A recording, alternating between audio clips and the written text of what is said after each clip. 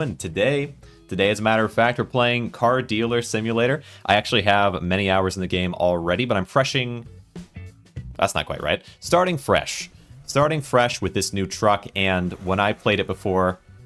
When I played it before, I was playing in a junky, beat-up car. Now we get to have our very own new truck, and it sure does look new, doesn't it?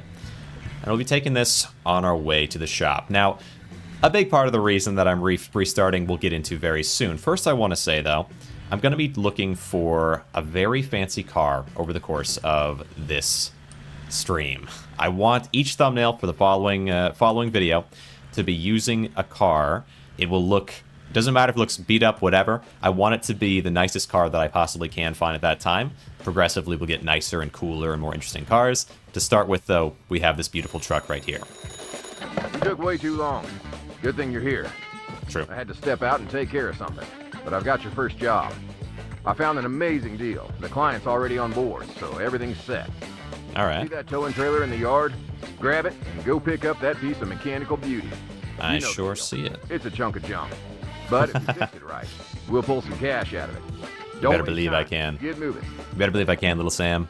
You better believe it. And I'm going to turn down my music just slightly. I'm tweaking audio, okay? We'll get into that later. I'll probably use this as a decent chance to chat about all kinds of things over the course of this stream here. Well, you know, it's a slow burn of a game, right? Nice job, kid. Listen, the deal with this client is all set. Now we just need to pick up the car.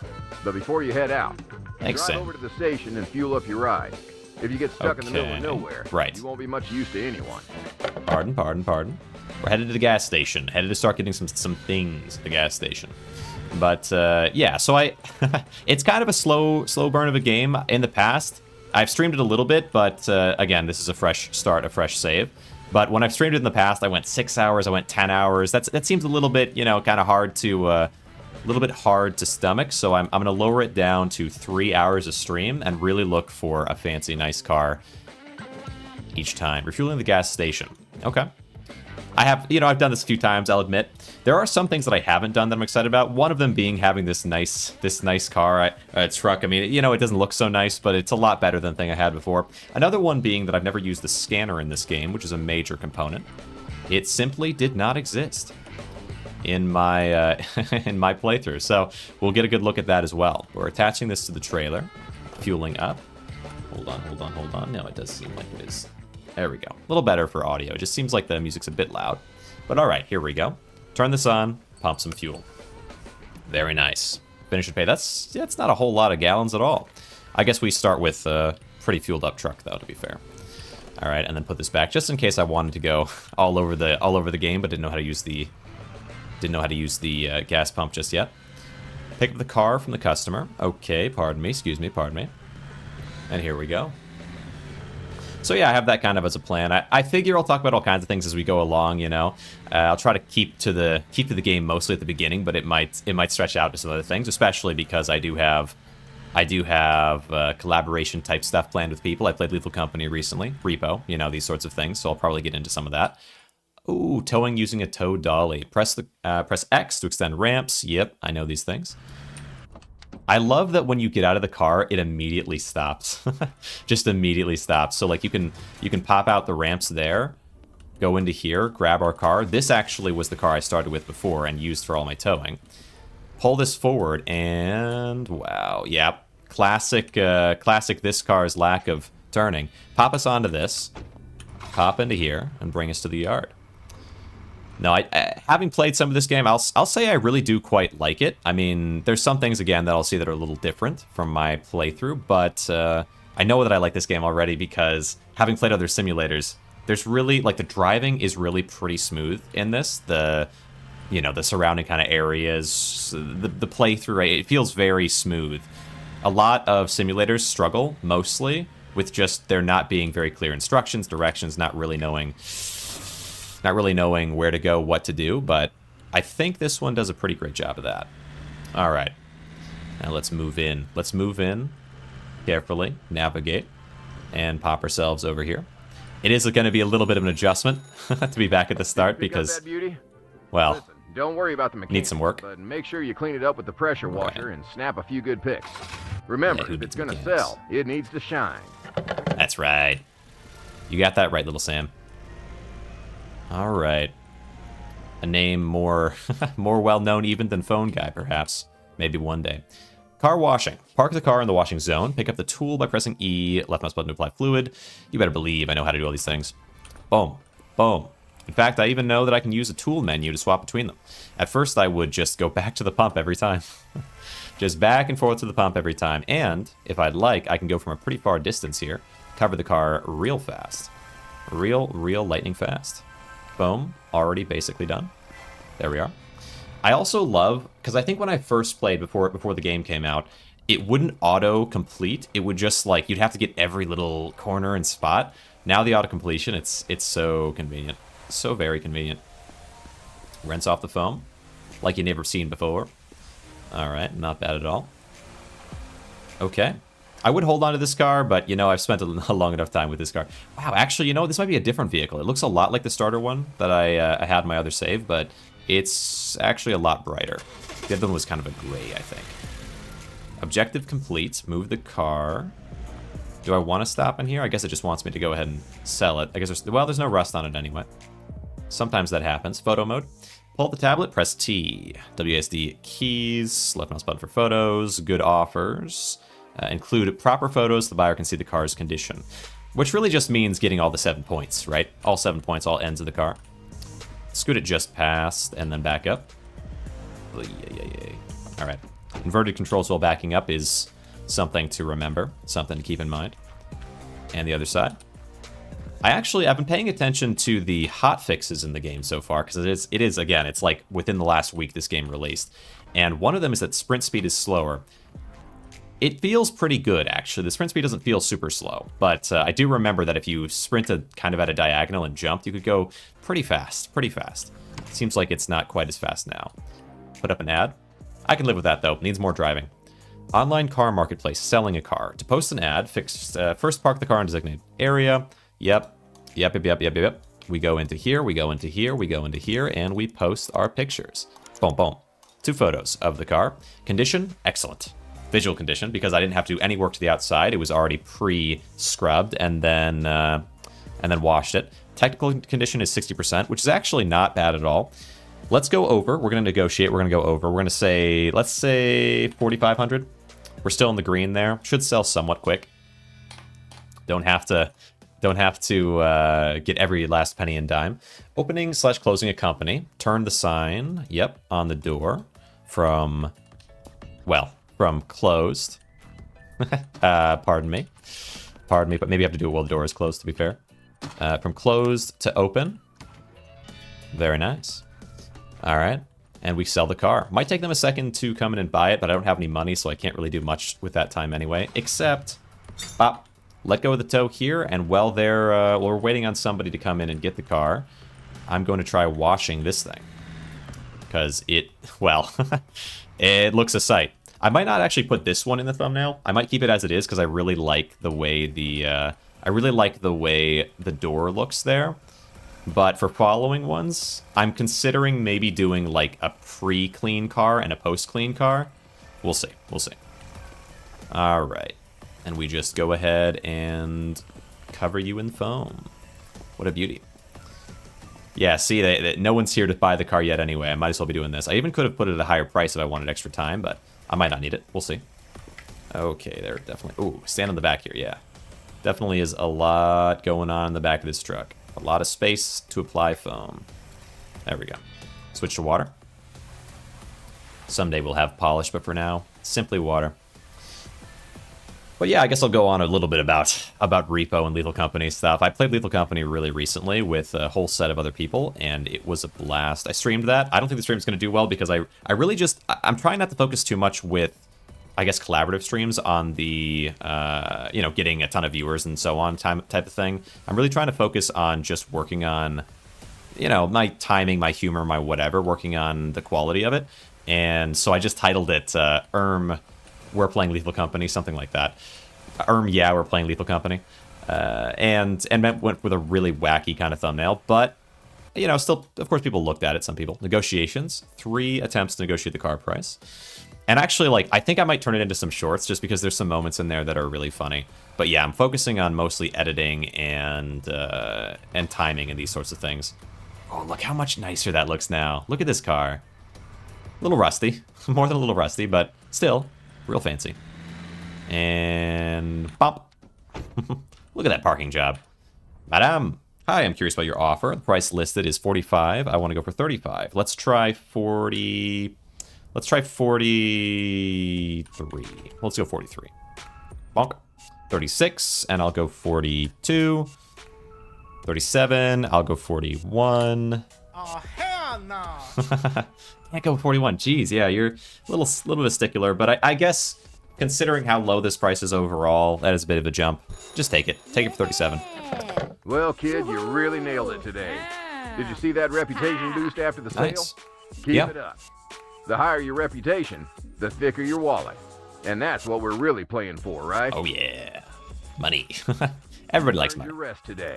Tomorrow, I'll show you some tricks of the trade. Alrighty. Remember, early bird catches the worm. Yeah, this is the level 1 office, the weakest office.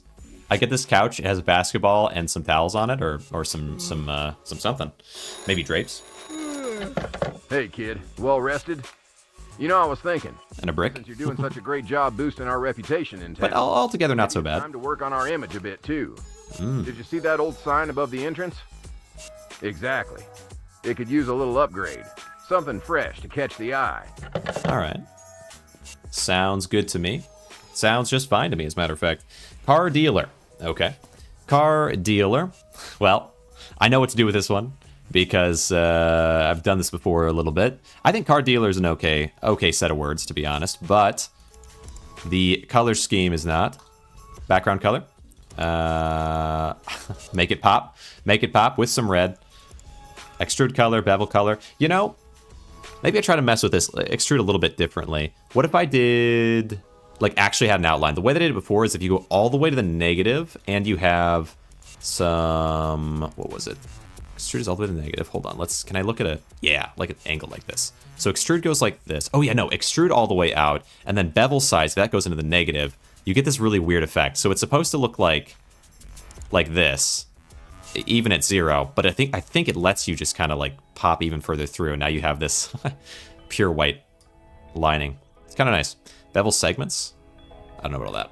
Well, if I had bevel size like this and then bevel segments, what does bevel segments mean? I just can't tell. But we go negative like this. I think it looks pretty, okay? I can't help myself. Typography? Font? Oh, wait, fonts, though. I never tried fonts. Font 4? Font 1. Oh, wait, font 4 is what I had before, isn't it? Or font 5, 6. 6 is nice, too. Word spacing. Problem with word spacing is it makes the letters smaller. And if I've learned anything with thumbnail making, you want it to be nice and big and clear. Decorations, colors. There. A little different, right? We got kind of a different font going. Yes, I am the car dealer. The legendary car dealer. All right, that should do it. I'll wire you some money through MobiCash. Nice. Find yourself a good Very enough nice. ride and make a deal. We'll see how much more we can squeeze out of it. MobiCash. All right. Good enough ride, make a deal. Okay, so we're looking on the computer to get a nice deal on a car. Yep. Go into here.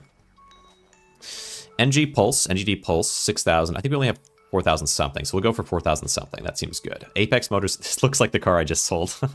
Just a little bit like the car I just sold, isn't it? Does look a bit like that, but you know what? That's fine. We just got to get some money. We get some money going so we can find something nicer. Meet with a seller and buy a car. So I'm going to go ahead and pop in here and grab my... Where did I leave the... Oh, here. The toe. There's my toe. Just between... just on my foot there. All right. Grab it here. Hello. No cars for sale. On your way. Ooh. Luckily, I have business insurance. Okay. Let's go pick up a car. Why don't we? And... Bink. Oh. The one thing I forget to do always is pull down these things. Let the car pop on.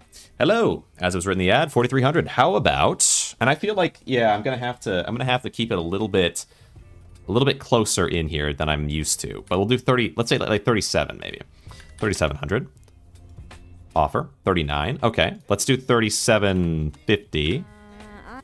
You do 3,792, and I'll do 3,760, and you do 3,770. All right. Now that's a deal. A bargain. A bargain, a bargain.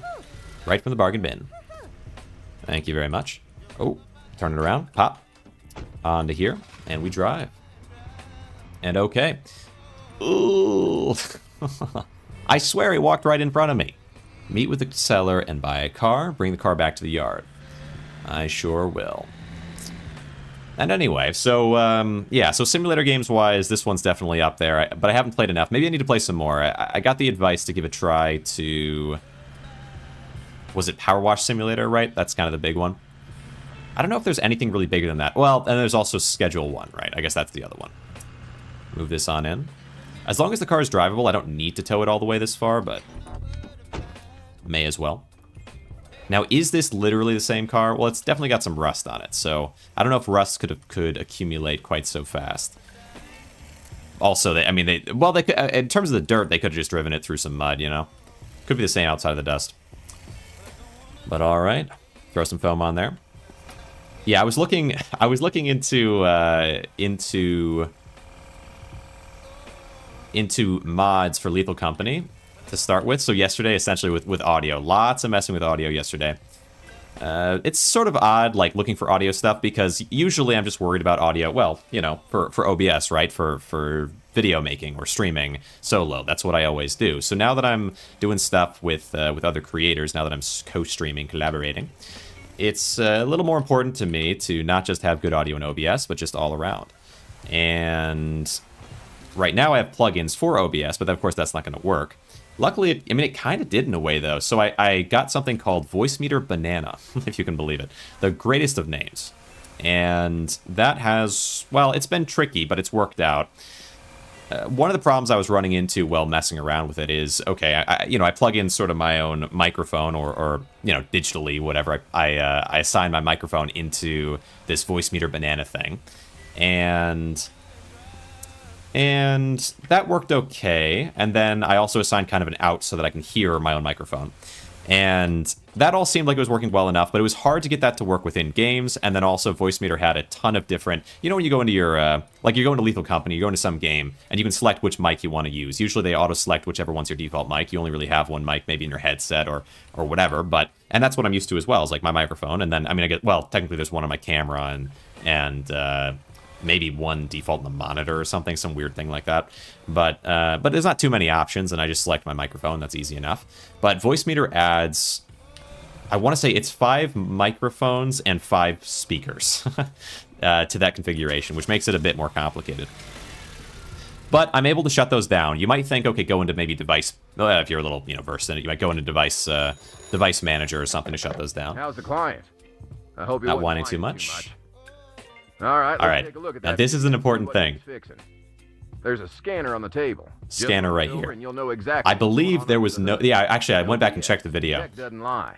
There was no scanner when I played originally, because at the time, vehicles, I guess, couldn't be not drivable or something. Anyway, there was no scanner at the time. Now I can use this scanner, and this is going to be so valuable. A whole side of the game that I've never gotten to try. I'm kind of excited for it. Player tools and scanners. Some tools, like the scanner, when picked up or added to your inventory, use tab to select the tool, scan the car with E, and so on, right? And so on and so forth. So, tab, look at that, car scanner. It used to be there's just 4 options, now there's 5. Car scanner, scan the car. That's quite a sound.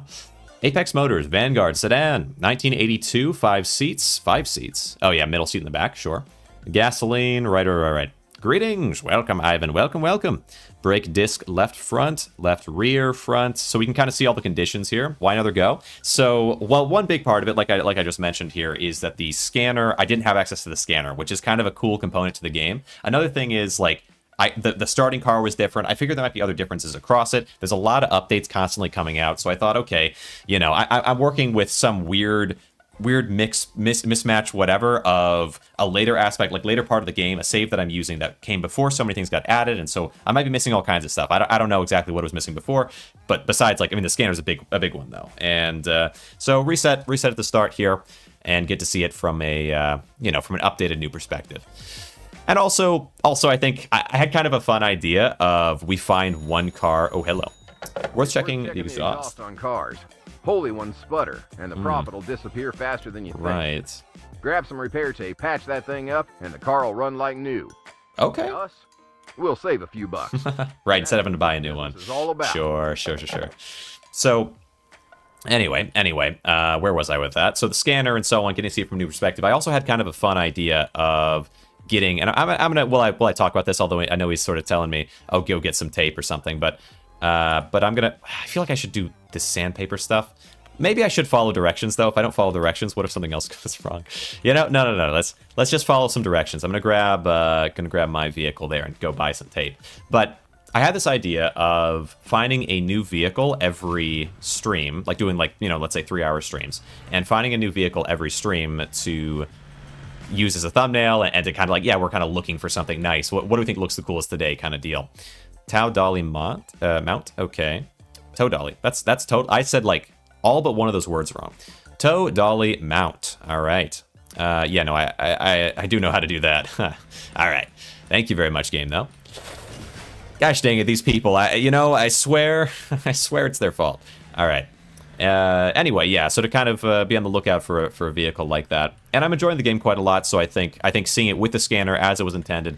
Car of the stream, yeah, exactly. So like as we're going along, maybe something is really nice looking or really interesting or whatever, and it kind of gives it this extra component where when you see it, like in the following stream, you'll see that car be used for that thumbnail.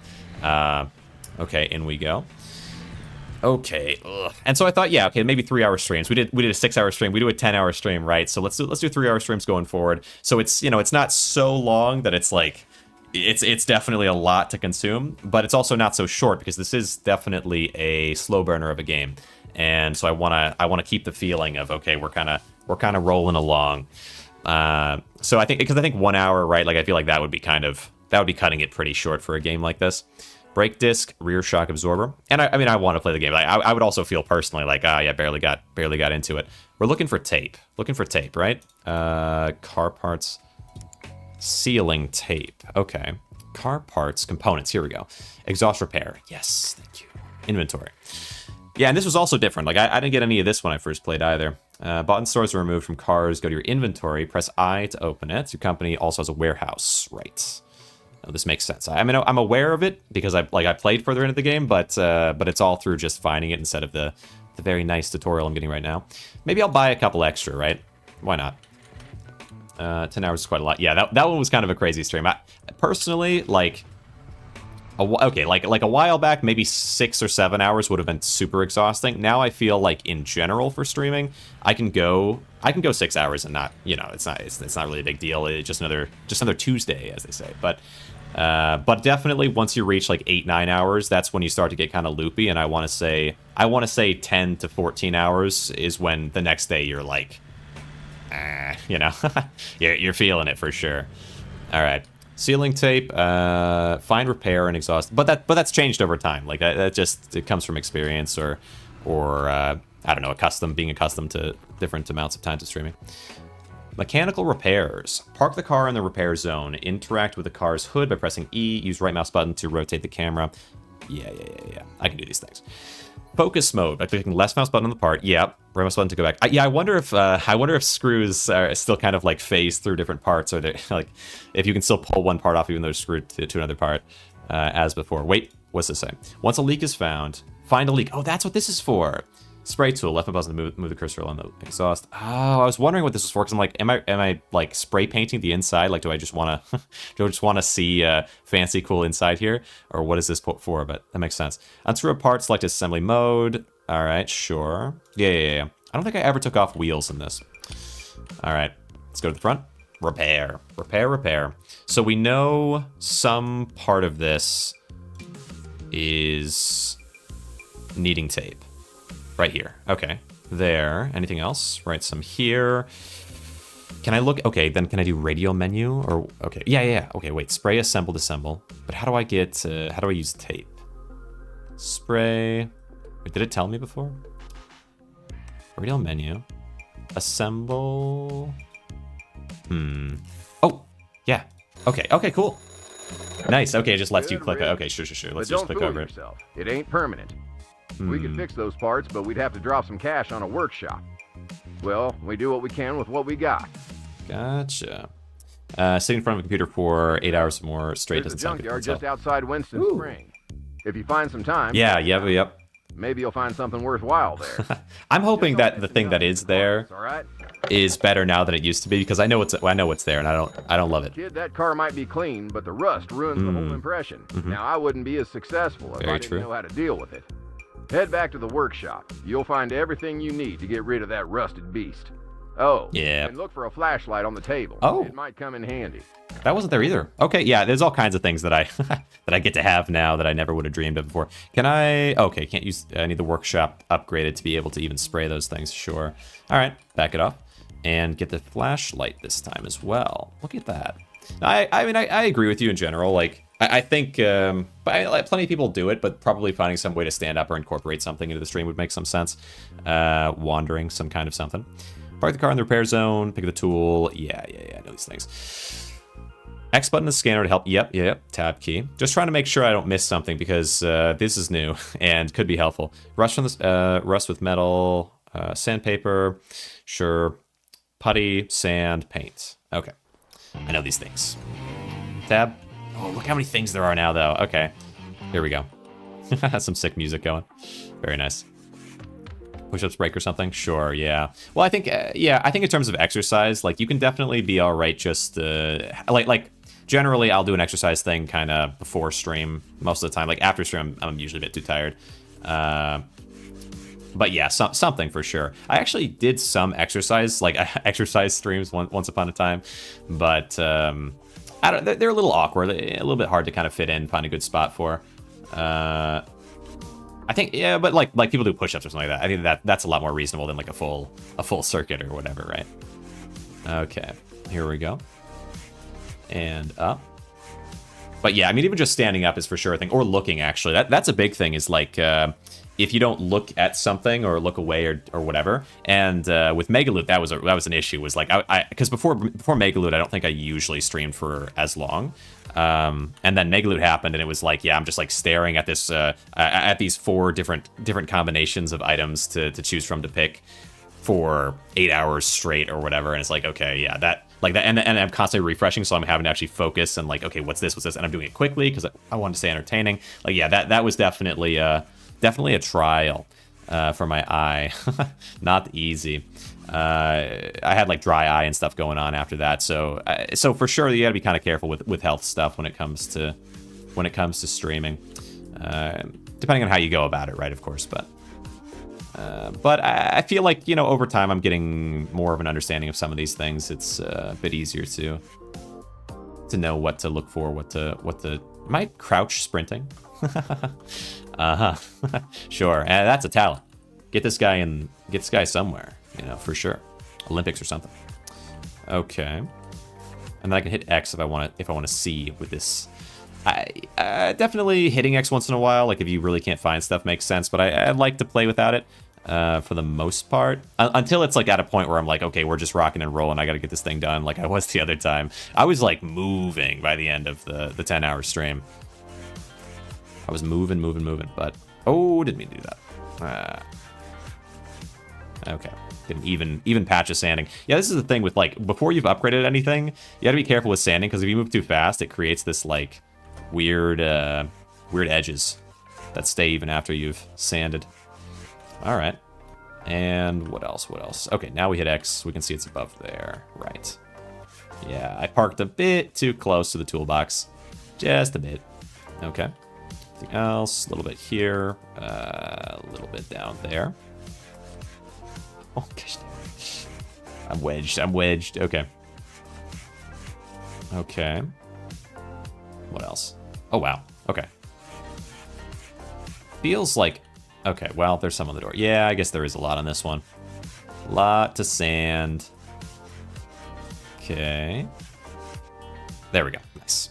And then putty. Very nice. Okay.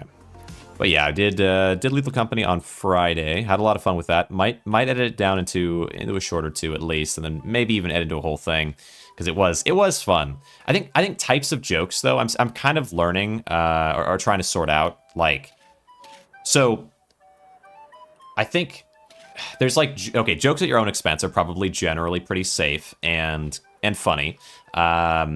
Jokes at the expense of others, you got to be careful with, right? Because you don't want to say something off, and it's just not as funny, I think. It doesn't go as smooth or as consistent. So like, for example, there was a point where Cynic mentioned something about like a band or something that we might not know, and then I think went in Lethal Company, and then I was chatting with Scarlett, and I'm like, okay, depends on the person. It does, but also I think I also think it depends on the audience as well, like not just the person, which makes it a lot less safe of a joke. Not just in, but like just in general. More people might not find it funny, even if the person that you're talking to is chill, right?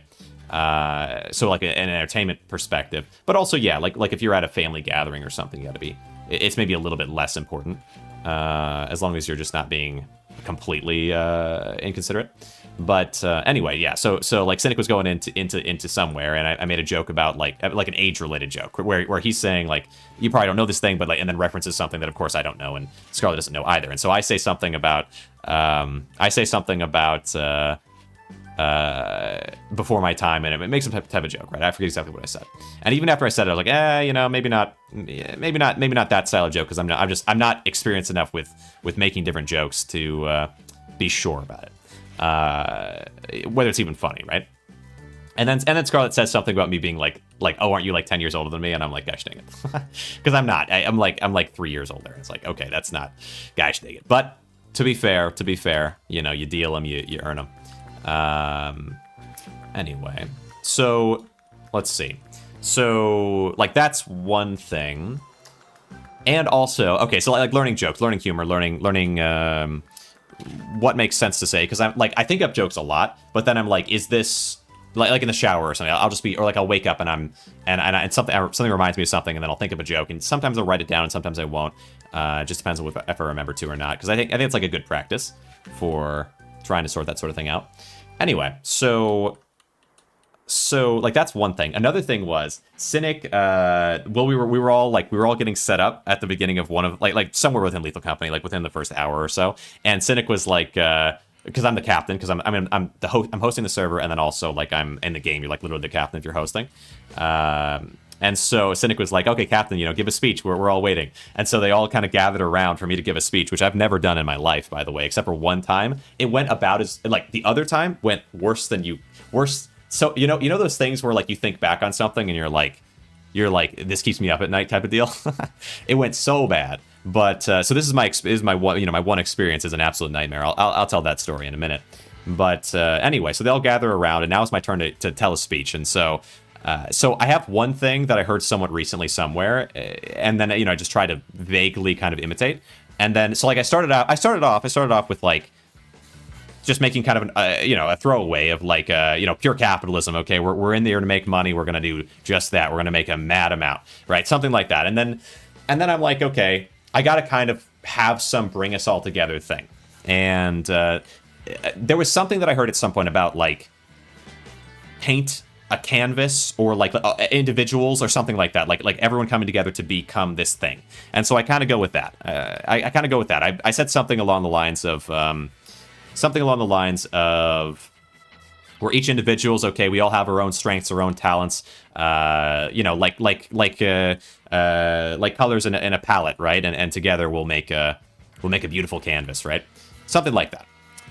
But and then I was like, oh no, because that's all I had. That was my strong kind of finisher, and I said it in a way that I think was okay, right? Like a good enough finisher. But then it's like people don't know if I'm done or not, and so how do I navigate from here? And so I'm like, I said something like, that's all I got, something like that, but maybe not quite as smooth as I wanted. And then people clapped, and it was good. And I was like, okay, this is good. But very inexperienced with that. I got to learn how to tell speeches. I got to learn how to do these things. It kind of reminds me vaguely of something that like I backed out of because I'm not really particularly a religious person, whatever. But people in my family are, and so and there was no one else there who's like maybe would traditionally be the type, a person to pray or something. I was asked to, and I was like, I'm good, but I'll clasp the hands and so on, but like actually leading in prayer or something. I've never done it, and usually, because I'm not particularly religious, like, that's tough. Tough ask. But I feel like, it maybe would have been a good thing to do. And someone else did, and it was fine. But like giving speeches or leading people in that kind of a way is something that I don't think I've done much. Usually, I organize events, or I'm like that person, right? And I feel like everyone kind of has a thing that they excel at. But I do think giving speeches, and the funny thing is, like, I monologue, okay? I can monologue like you've never seen before. I mean, you've seen it, you see it all the time, actually, as a matter of fact, but you know what I'm saying. I can monologue. And I did a decent amount of that. I did a decent, like, people, when the dream position for me, even though I don't know if anyone finds it funny at all, I find it funny, and that's fine by me, is everyone, a certain amount of people in a game are dead in Repo or in Lethal Company, and then I get to kind of drag them around and talk to them. That's where I excel, okay? This is my prime location, my directive. Swap over to, okay, wait, putty with spatula? Is there more to be puttied? Did I miss? Okay, we got a little more to putty, apparently. Oh no, wait, what? Okay, yeah, don't putty too much, though. Don't putty the wrong spots. But apparently I didn't quite putty enough.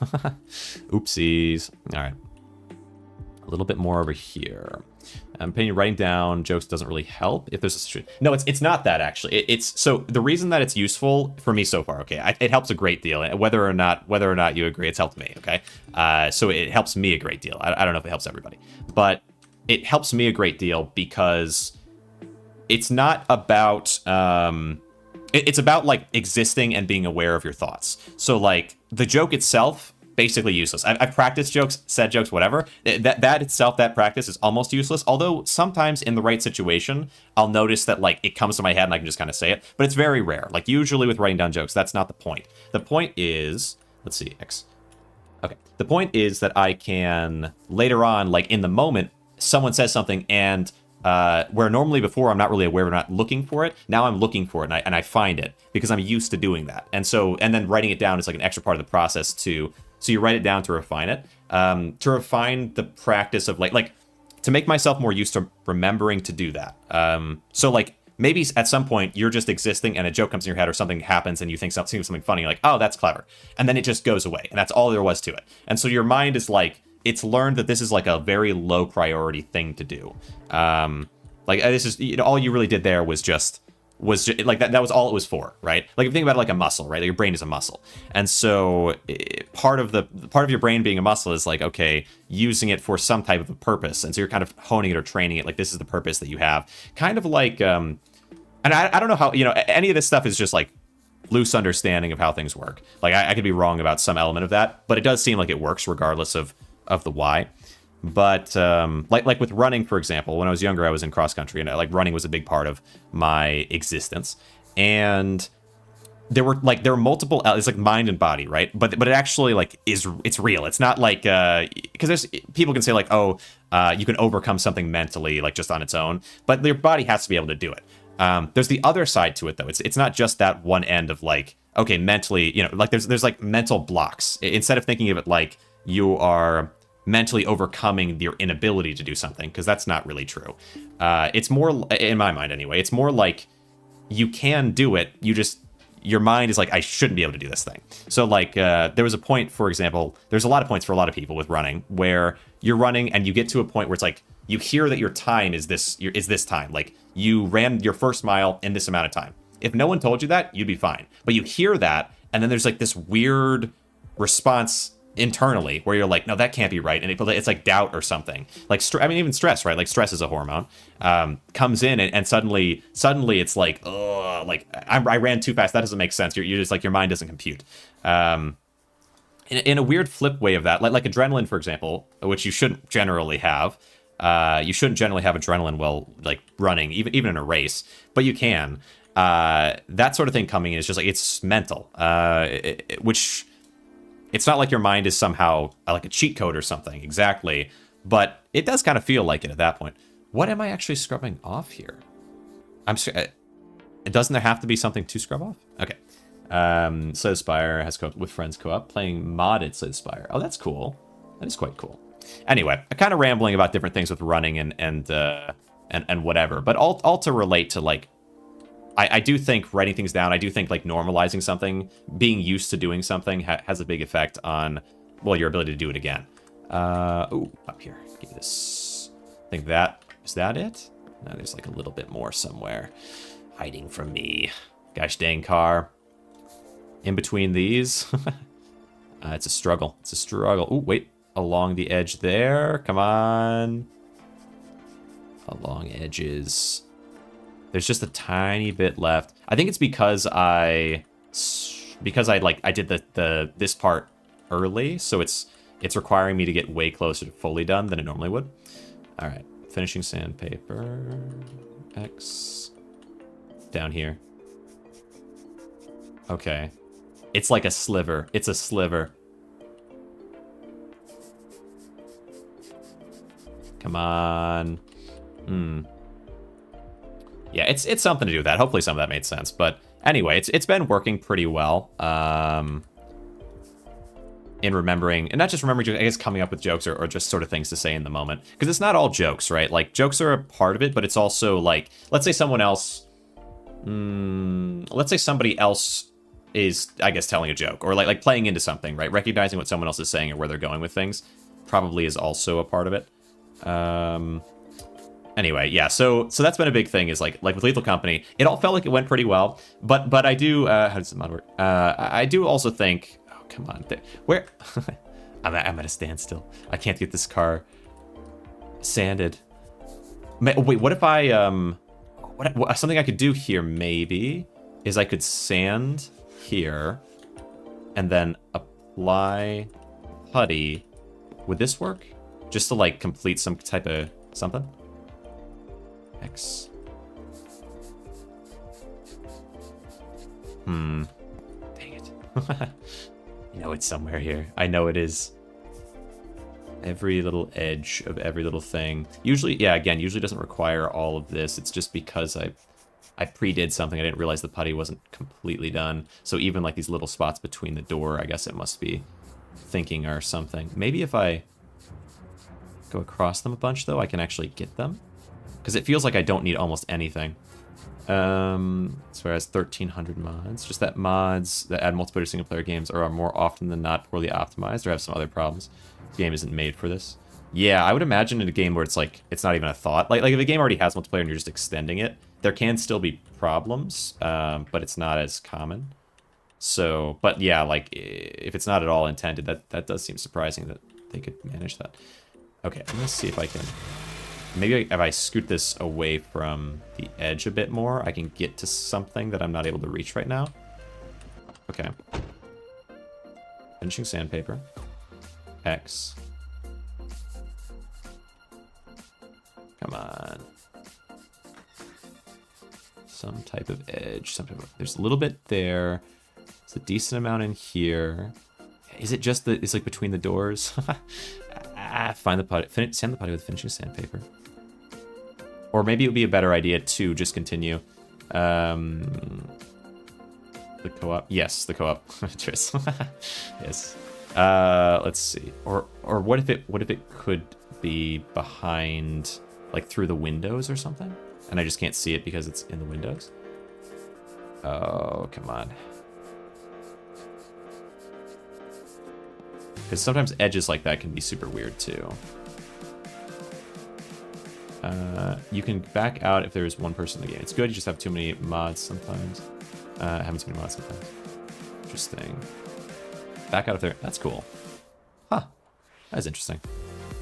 I haven't played Slay the Spire. I do think, though, with mods, like, because I've been messing with mods a lot lately, I think with mods that... I don't know, it's kind of exciting to play with them. I feel like what I want to do, kind of, is... It's auto-saving. Gosh dang it, I thought perhaps, just perhaps, I had somehow managed to get this working. Maybe, okay. Let's try doing it this way.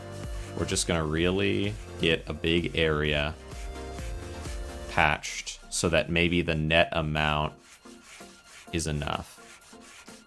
Okay. So like with R2 Modman, for example, I have been doing things with Lethal Company Repo. Maybe there's other games that are on there already that I could try messing with a bunch. Okay. Finishing sandpaper.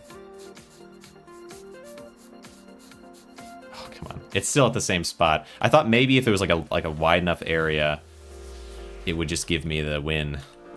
Okay, well, it could still be. Once tried RimWorld multiplayer, but that when our base got larger, the person that wasn't hosting got constantly kicked out of the game. Yeah. Base got larger. Yeah. Yeah, no, that kind of makes sense. Whenever I open up, like with all the mods that I have on now, I don't know. It's a concern. I don't want anything to mess up. So like when I'm testing it, I'll play the game some just to make sure it'll work. But like before I do it, because I feel like these bigger events, if it ends up not working, that's a little bit too much chaos for a stream. Oh, come on. Okay.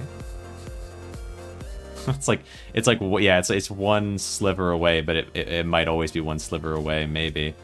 No matter how much I add, it's like it's dead on. Like there's no way I could, if I could get even just like a little bit of something. Let's see, how can I tell if I'm using the scanner or not at this point?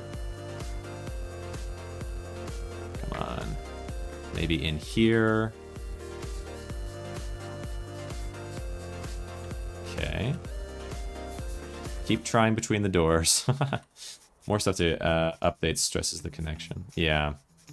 Click on X. It's not. Yeah, it's not just that. I am clicking on X, but there's literally nothing left for this that is visual. It's so close to something. But welcome up, Umst. Is that right? Come on. There's like some little spot somewhere that I'm not getting. No, yeah, again, like normally you wouldn't. I don't think you would have this issue of like trying to. Oh wait, right here. Of trying to get just one little more thing. It's just that because I like after I puttied, I thought I was done puttying, but I wasn't quite done puttying. So then I started sanding, and now I'm coming back in with a sander after puttying the rest of what I needed to, and it's like it just won't give it to me. Oh, there's some in between here. If I could just get a little bit more. You have to put the paint now, not this tool. But it's not done. That's not. I know what you're saying. Like I can do this, but it's not like so. The way that thing works is if it's like done enough, then you can swap. You can swap. Like I can swap tools now, and I guess I will. But this is the reason it messed up in the first place. So it's not going to give me like it's not going to give me the credit for this. I don't think. I actually don't really know how it works when it comes to this part. Like. It should autocomplete when it's close to done, but it's not going to autocomplete now because I skipped past the sand with putty thing. I didn't fully finish it. Which is fine, This card's just going to be worth a little less than it would be otherwise, and I can live with that. But it still is. It still hurts. It still hurts me. All right, well, that's fine. Anyway, we'll get this part done regardless. Oh, but that's gosh dang it. It's not gonna autocomplete, which means it's gonna be even further from whatever. Okay, so yeah, with mods. So repo Lethal Company, I messed with a decent amount.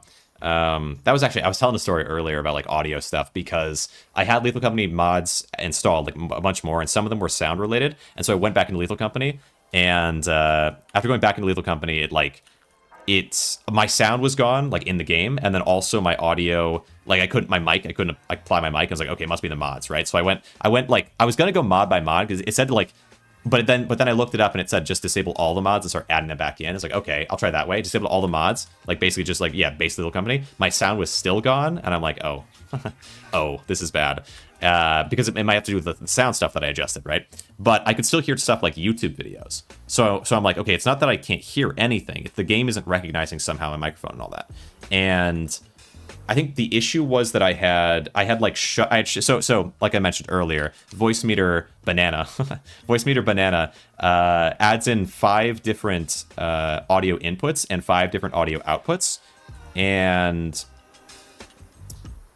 that's kind of an awful lot. So I just disabled some of them, which is okay for the most part. But I think I also disabled some other things that I was like, I don't super need, including like a Steam microphone. In my mind, I'm like, I have my own microphone. This must be like something that they offer. Like, I don't need that. But I think actually the Steam microphone might be, like, I'm not actually sure. I don't know if the C microphone matters or not. But, like, that was, when I came back to it, that was my, like, oh, this is the problem. So then I turned that back on, right? And we kind of fixed that. We're doing fine. And that just, like, that wasn't the issue, really. It was like, I think in the game, I can use, it was like I couldn't use one thing, but I could use another or something. Like something was being deactivated that I needed, maybe.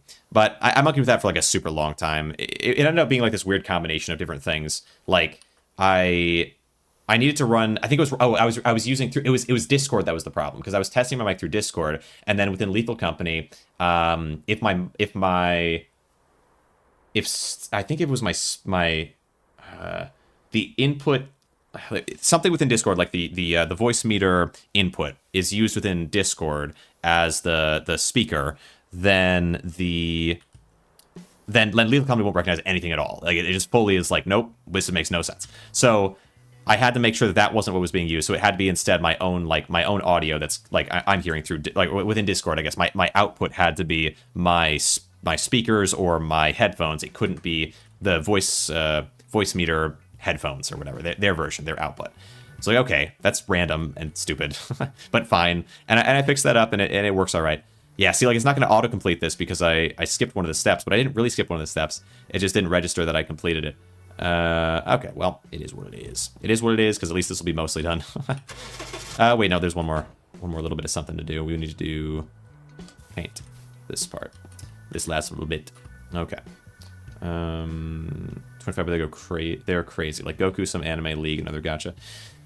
Interesting. Yeah. With Lethal Company, I added, well, Lethal Company and Repo. So Repo tomorrow is going to have a decent chunk of mods. I didn't really want to, I mean, if someone's watching who's like in the Shenanigamer stuff who's going to be there, all good. You can hear this part, I guess. But I didn't spoil it within the group chat, just because I was like, okay, I'll let them see it real time if they want to, or whatever, right? And so anyway, some of the mods, like I added some sound. Well, for Lethal Company, I added some sound mods that are going to make that game real interesting. Like it makes it a little bit more intense, but then also like there's other mods that I think are gonna make like Lethal Company's gonna be just a blast the next time we play. And that was mostly what I was working on yesterday. Well, before the sound, so like after I was done with the sound thing, I was working with Lethal Company for a while. Then all these problems show up, and it turns out there's adjustments you need to make so that games can recognize sound, even though like everything else does just fine.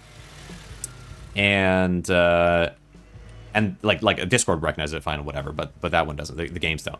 And then when I got back to the game, I was able to then finish up stuff with Lethal Company yesterday. Then this morning, and like today before work, I've worked tonight, but this morning I need my photos. Of course, could not forget.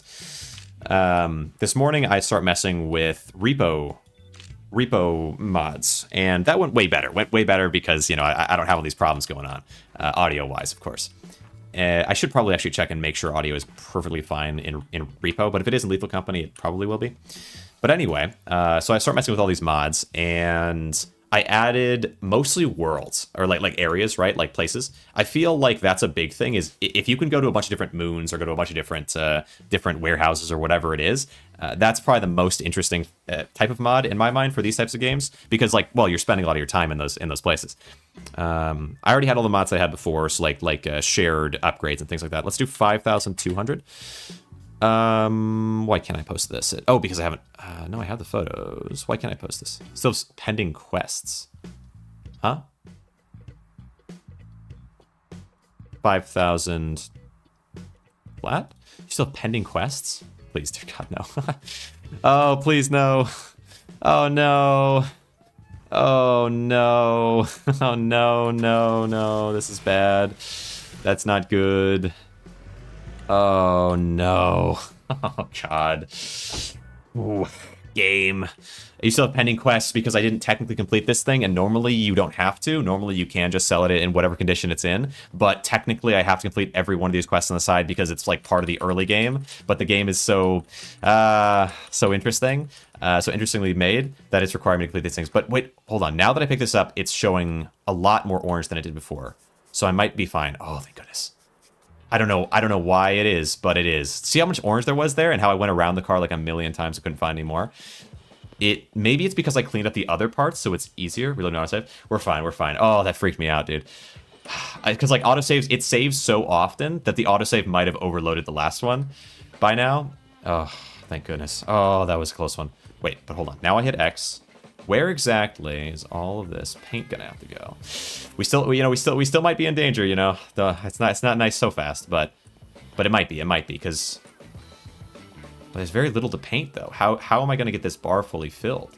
What if I just have to like leave and come back as well, or like move the car out, move it back in? What? Okay, because this bar is pretty empty for the amount that it says that I need. We'll see. I mean, it's filling faster than it normally would be, I would say. Let's see. Thank you. Oh, it gives me hope, okay? Gives me hope. We might still be doomed, but I have hope. And that's got to count for something. Okay, anyway. So I'm messing with mods. Messing with mods for repo. I add a bunch of places for us to go, and map vote as well, but I think I took away map vote. Or no, I made map vote really short or something, because I think it kind of sticks you for a little while. I don't want it to be voting. So map vote's a thing, and there is, let's see, more cosmetics. I added more cosmetics, but there were like a million cosmetics for a second, so I took off one of them because I don't want it to be too exhaustive. I want it to be still not, like, you know, because I feel like people already kind of get caught up in cosmetics, which is fine, like, they're there, and that's fun, but if there's a ton of them, then it's like, we're going to be sitting for a while. Which, yeah, like if I add them in a little bit at a time, people are kind of used to what they have, and then they look for a few more. But if I add in a bunch at once, I feel like that might slow things down in a way that's a little less fun. I added a couple. There's like different upgrades that you can get in the game now. Just a couple. Like it's like there's one that makes it so your stamina, instead of it just being like more stamina and then more sprint speed, it's like a third version, which is like you use less stamina when you sprint. We'll see how it goes, you know. There's that one. There's like show enemies on the map, but that costs like a ton of money. I feel like that's fair, like so that in the late game we can do something kind of interesting or fun, give something a try. But it's not like we have it right away, so most of the game is still the same. Oh please. Okay, I'm about halfway apparently, and I've done, I think, every angle of this car. Okay, let's try driving it off. And then we'll drive it back on and see if I can suddenly see paint. Paint spots that I need. Yeah, because this was a concern, is like, okay, if I skip straight to paint, that's the thing, is like, if I skip straight to paint, then when I finish this, like, if I had waited, then there would be a ton of stuff to paint over, and it would be fine. This is why, gosh dang it, this is why you don't listen to commenters. No, not really. It's all good. Not you, Ahmed. But not really. But it still is kind of like, yeah, this was my concern, was like, but maybe if I didn't do those things, I wouldn't be able to even finish the sandpaper one. But like now, now what am I supposed to do? I mean, I can definitely go searching a little bit, and it did go faster than it could have. So maybe maybe there is enough to paint somehow. But restart the game. Could do. Should I? Okay, because if wanting me to complete this quest, I'll try the couple things first, just before I do that, just to be safe. Paint the restored parts of the car body. Let's go into here. And then we'll pull it back to here. Actually, I guess just to be especially sure so I don't have to double check anything. We can take pictures of the car. Like kind of recreate what we just did, because I'm pretty sure those spots, even then, they weren't there before to paint. Okay. And then we pull this back this way. What were other mods, though? There were a few other mods that I got for repo besides just that. Okay, wait. Pink. And then paint. Any luck? Scooch it around a bunch. I'll hit X a bunch of times because I'm actually not sure if I have scanner on or not, because it's not super... Wait, hold on. Right click and then pull the paint back out, and then I hit X one time. It should show if I have scanner on or not. Like scanner, unscanner or something, just so I know. Probably would be... Oh, wait.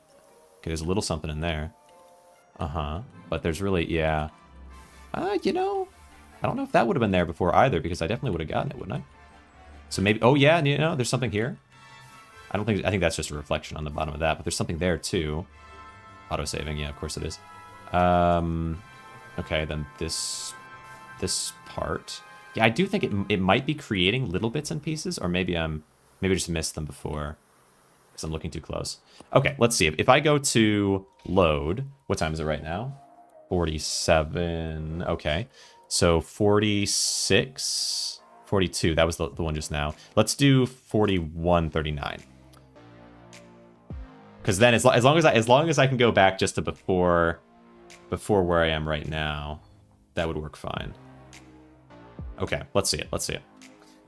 Let's see it. Maybe the car just wears out while you were driving it around. No, I don't think so. I don't think it can because I played a fair bit before, and I think my main car never really got any damage. Okay.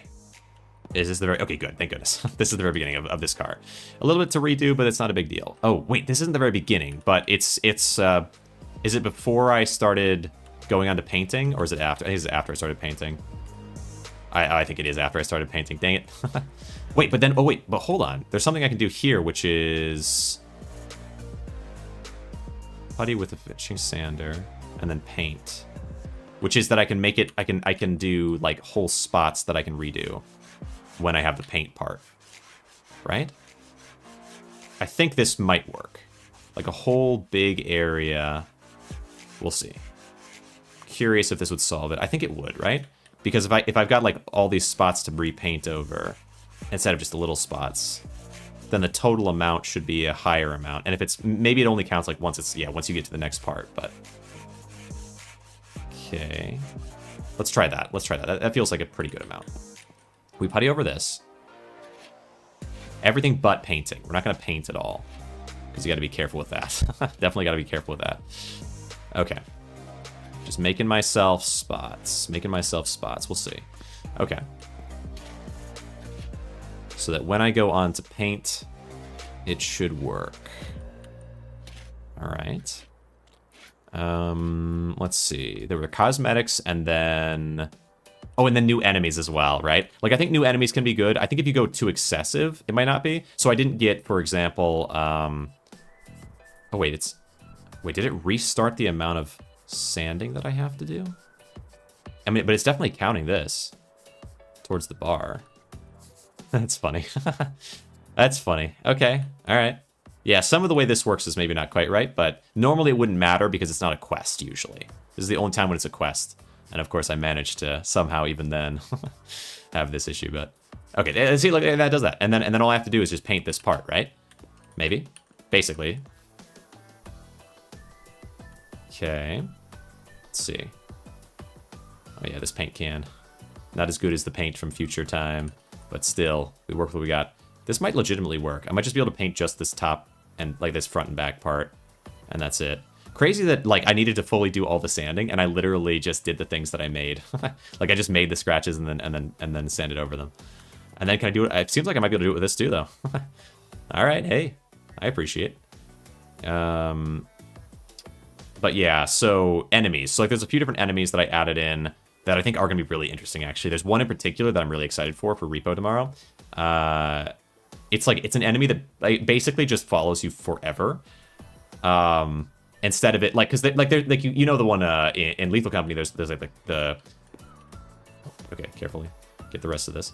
There's the coil head, for example, that like follows you, but then it's only if you're looking at it that it'll stop. This one follows you forever, no stopping. Like I don't know, like a zombie out of a, I don't know, whatever, right? Like just endless enemy creep, and that is gonna be some chaos. That's gonna like, because I feel like. In making sure all the mods are correct, there was this map that I went to. Don't really know much about Lethal Company. Lethal Company and Repo, I guess they're very similar. The coil head it's like a mannequin. Okay, so like I guess mannequin enemies in almost any horror game usually anyway are gonna be like you look at them and they stop. But then you look away and they go, you know, they get in on you. Or they just like slide toward, like teleport towards you. It depends on the game. But that's kind of the deal with coil heads and mannequins of all sorts. So there's an enemy like that I added it's called a Weeping Angel. It's I think originally from Doctor Who. I tried to find, I figured it must have been like just a thing that existed forever. And I was looking it up, but all I could find with Weeping Angels is like the oldest thing. I mean, surely it existed before that, but maybe not. Anyway, so I can't get this. It's so close. So paint is almost done, unlike before, and I think there are still little spots to paint. I think we'll manage this. Yes. Oh, thank you. Thank you. Yeah, so I added a weeping angel type enemy. I think it just is the weeping angel into repo, but also this other enemy that, unlike the weeping angel, instead of looking at it, it stops. It just doesn't stop, and it goes like berserk sometimes and gets like faster and charges towards you, and so like randomly though, I think. So it gets angry every once in a while. You got to go a little faster to get away from it, but most of the time it just kind of slowly like limps towards you, and I really quite like that. Let's grab this. Oh, we managed to find a way to navigate around. All right. I have so many photos of this gosh dang car in so many different situations. Okay, wheel back and then go in. Put up an ad, thank you very much. Let's see, and throw you up here. This one. Boom. Boom, boom, boom. Okay, and let's do it for... I made it through. This game's interesting mechanics aren't going to stop me. 5,200, let's do it. Competition never sleeps. From time to time, encounter sabotage. This was another thing that I didn't have when I was playing. Try to catch the thug before he causes damages. Try to stop him. Okay. Ooh, spooky, though. Before after is a marketing fish. Right. Yeah, true. Yeah, exactly. You wouldn't believe what this... Oh! You fool! What? Oh. I thought your body would disappear. I thought I did something a lot worse than I did. Okay, fair enough. Sell the car. All right, sell the car. Yeah, I can do that. But it's gonna have to wait until tomorrow. Actually, I could go and buy a car real quick since it is nighttime and I've got money. Let's look for something worth 3 grand or under. We'll just do this one. 2 cars is better than 1, as they say. Everyone says that. Actually, it's kind of a funny thing. So, for YouTube-related stuff, I've been upgrading my computer parts and some I talked about previously, but now I have these extra spare parts. Actually, and also there was something that I was applying for Twitch, and I haven't gotten in yet. I don't know. Twitch is like 2K, like increasing the quality in Twitch basically, and I can get early access to it. Maybe we'll see. So anyway, I applied for this thing, and they asked if I had a 1 PC setup or a 2 PC setup, and or a laptop or like other or something. And so I said 1 PC, right? But like the 2 PC thing, I've thought about it before since, again, because I upgraded my computer parts. It's like I have all these computer parts now, which basically are what a computer is. You just need like the desktop, the outside case thing is, you don't even really technically need that. I mean, you definitely should have it, but you don't technically need it. And so I'm like, okay, like if I just got a case, I got a few different parts. These other parts make a pretty decent computer. What I don't know what the point really is of yeah, exactly, it's a computer. Like you could use it maybe, like it's tricky because like maybe you could use one for rendering and like that end of things and one for gaming and maybe optimize for the 2 different directions. That's an idea, right? You could also just have 2 computers in your house, like or like let's say another creator comes over, you could have like a 2 PCs, like a spare PC for them to use, like if you were doing collaborative stuff in person somehow.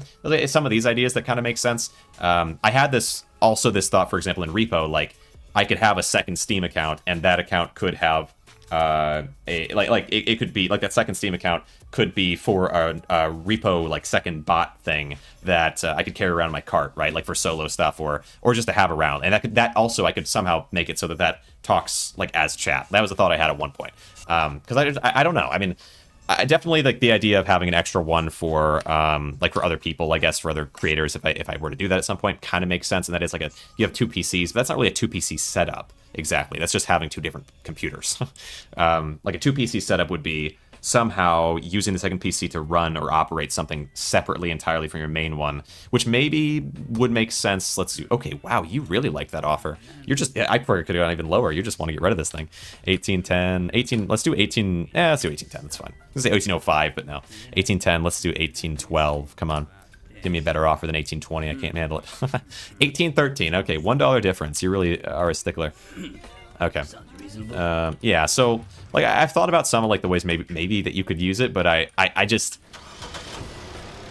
don't know if there's any kind of operation that I could do or would want to do that would require 2 PCs outside of like these other things that they're not really PC setups. They're like just having a second PC, which is a bit different. Okay, then we come in back this way. Got my nice fancy rusted out truck. Could fix it. Maybe I'll fix it by the end. Oh, wait, I'm going the wrong way. Okay. Wandering through your yard. Hope you don't mind. Alright. But yeah, no, I don't necessarily know what I would use an actual 2 PC setup for. And I wonder though, because they ask it on Twitch, like, I wonder why they're curious about that. Like, what does that have to do with having a 2K? Hello. Having a better resolution. I don't really know if I understand what that could help, because it's not like it makes your internet faster necessarily. I mean, yeah, I don't see how it could. I don't see how you could use 2 PCs to make that any different, because you still have the same ISP. You'd still probably wired in. Yeah, I don't know. $5,200 a deal. Let's go for 40. Let's go for 40. Let's go for 42. We'll go exactly 1,000 off. Oh wait, wait, I didn't. Okay, wait, hold on. I accidentally must have offered you 5,200. Unless maybe that was my price. Did they go for full price? I've never had anyone do that literally ever. That can't be right. Okay, you better come back. You better come back. Maybe that was my full price. I've just never had anyone do it. I didn't expect it. I didn't think it was possible. Usually they're all cheapskates. Gosh dang it, cheapskates like me. To be fair. All right, come on. What are you offering?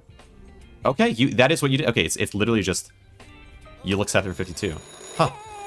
Would they have accepted any offer I made? Got a client and the cash is Or in. something? That's kind of strange. Remember, it won't always be this smooth, but as long as you keep on top of things, you'll always come out ahead. Get back to work, because without more cars, there's no cash to be made. That's right. No cash. For your second Steam account, you can run a virtual machine and just take some of your PC's resources. Yeah, right. So it feels like having a second, like if you wanted to do that, you could have something else running, like a whole operation running with a second PC. But like, would you ever or again, like if you could maybe have an editing PC that's optimized very much in that direction if you were just super high end, like, but the point of that would be like it would have to be that you just have so much money that you want it to, like, you want to play the most high end games at the fastest possible rate, and then you also want to edit, or maybe you're a game developer on the side or something, you want to develop at like the most high end possible rate, and those two things probably don't exactly, they're not one-to-one. There's probably big differences between like the focus of someone for one and the other, potentially. I mean, but like with editing, it doesn't seem like that's necessarily the case, but maybe for game dev, you know, I'm not sure.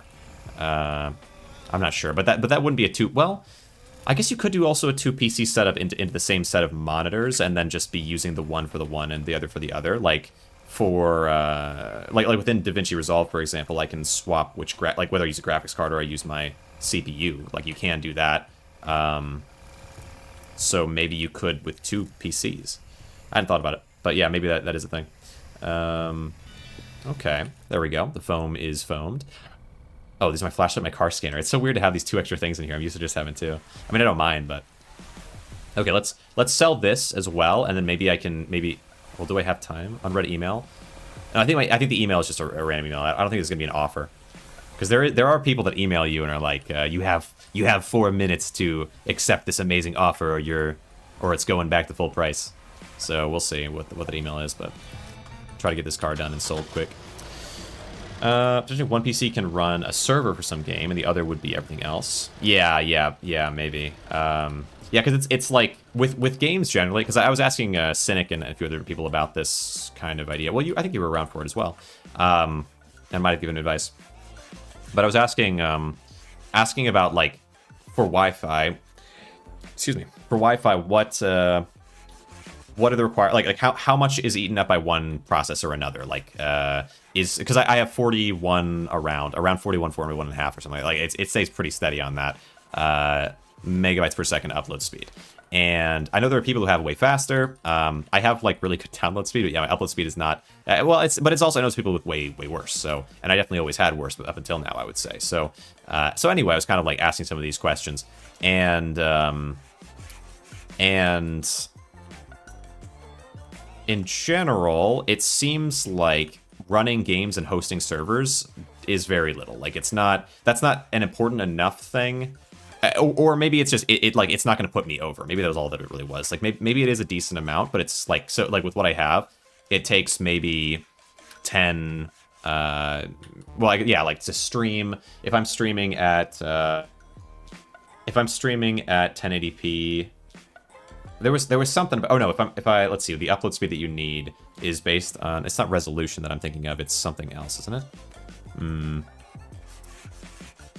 No, I think it is, but there's something else that I'm thinking of that takes like a certain, like it's like 1-to-1 or whatever. Like in numbers, it's easier to keep track of. But anyway, for like for 720p versus 1080p, whatever. Like I have plenty to not be worried about it.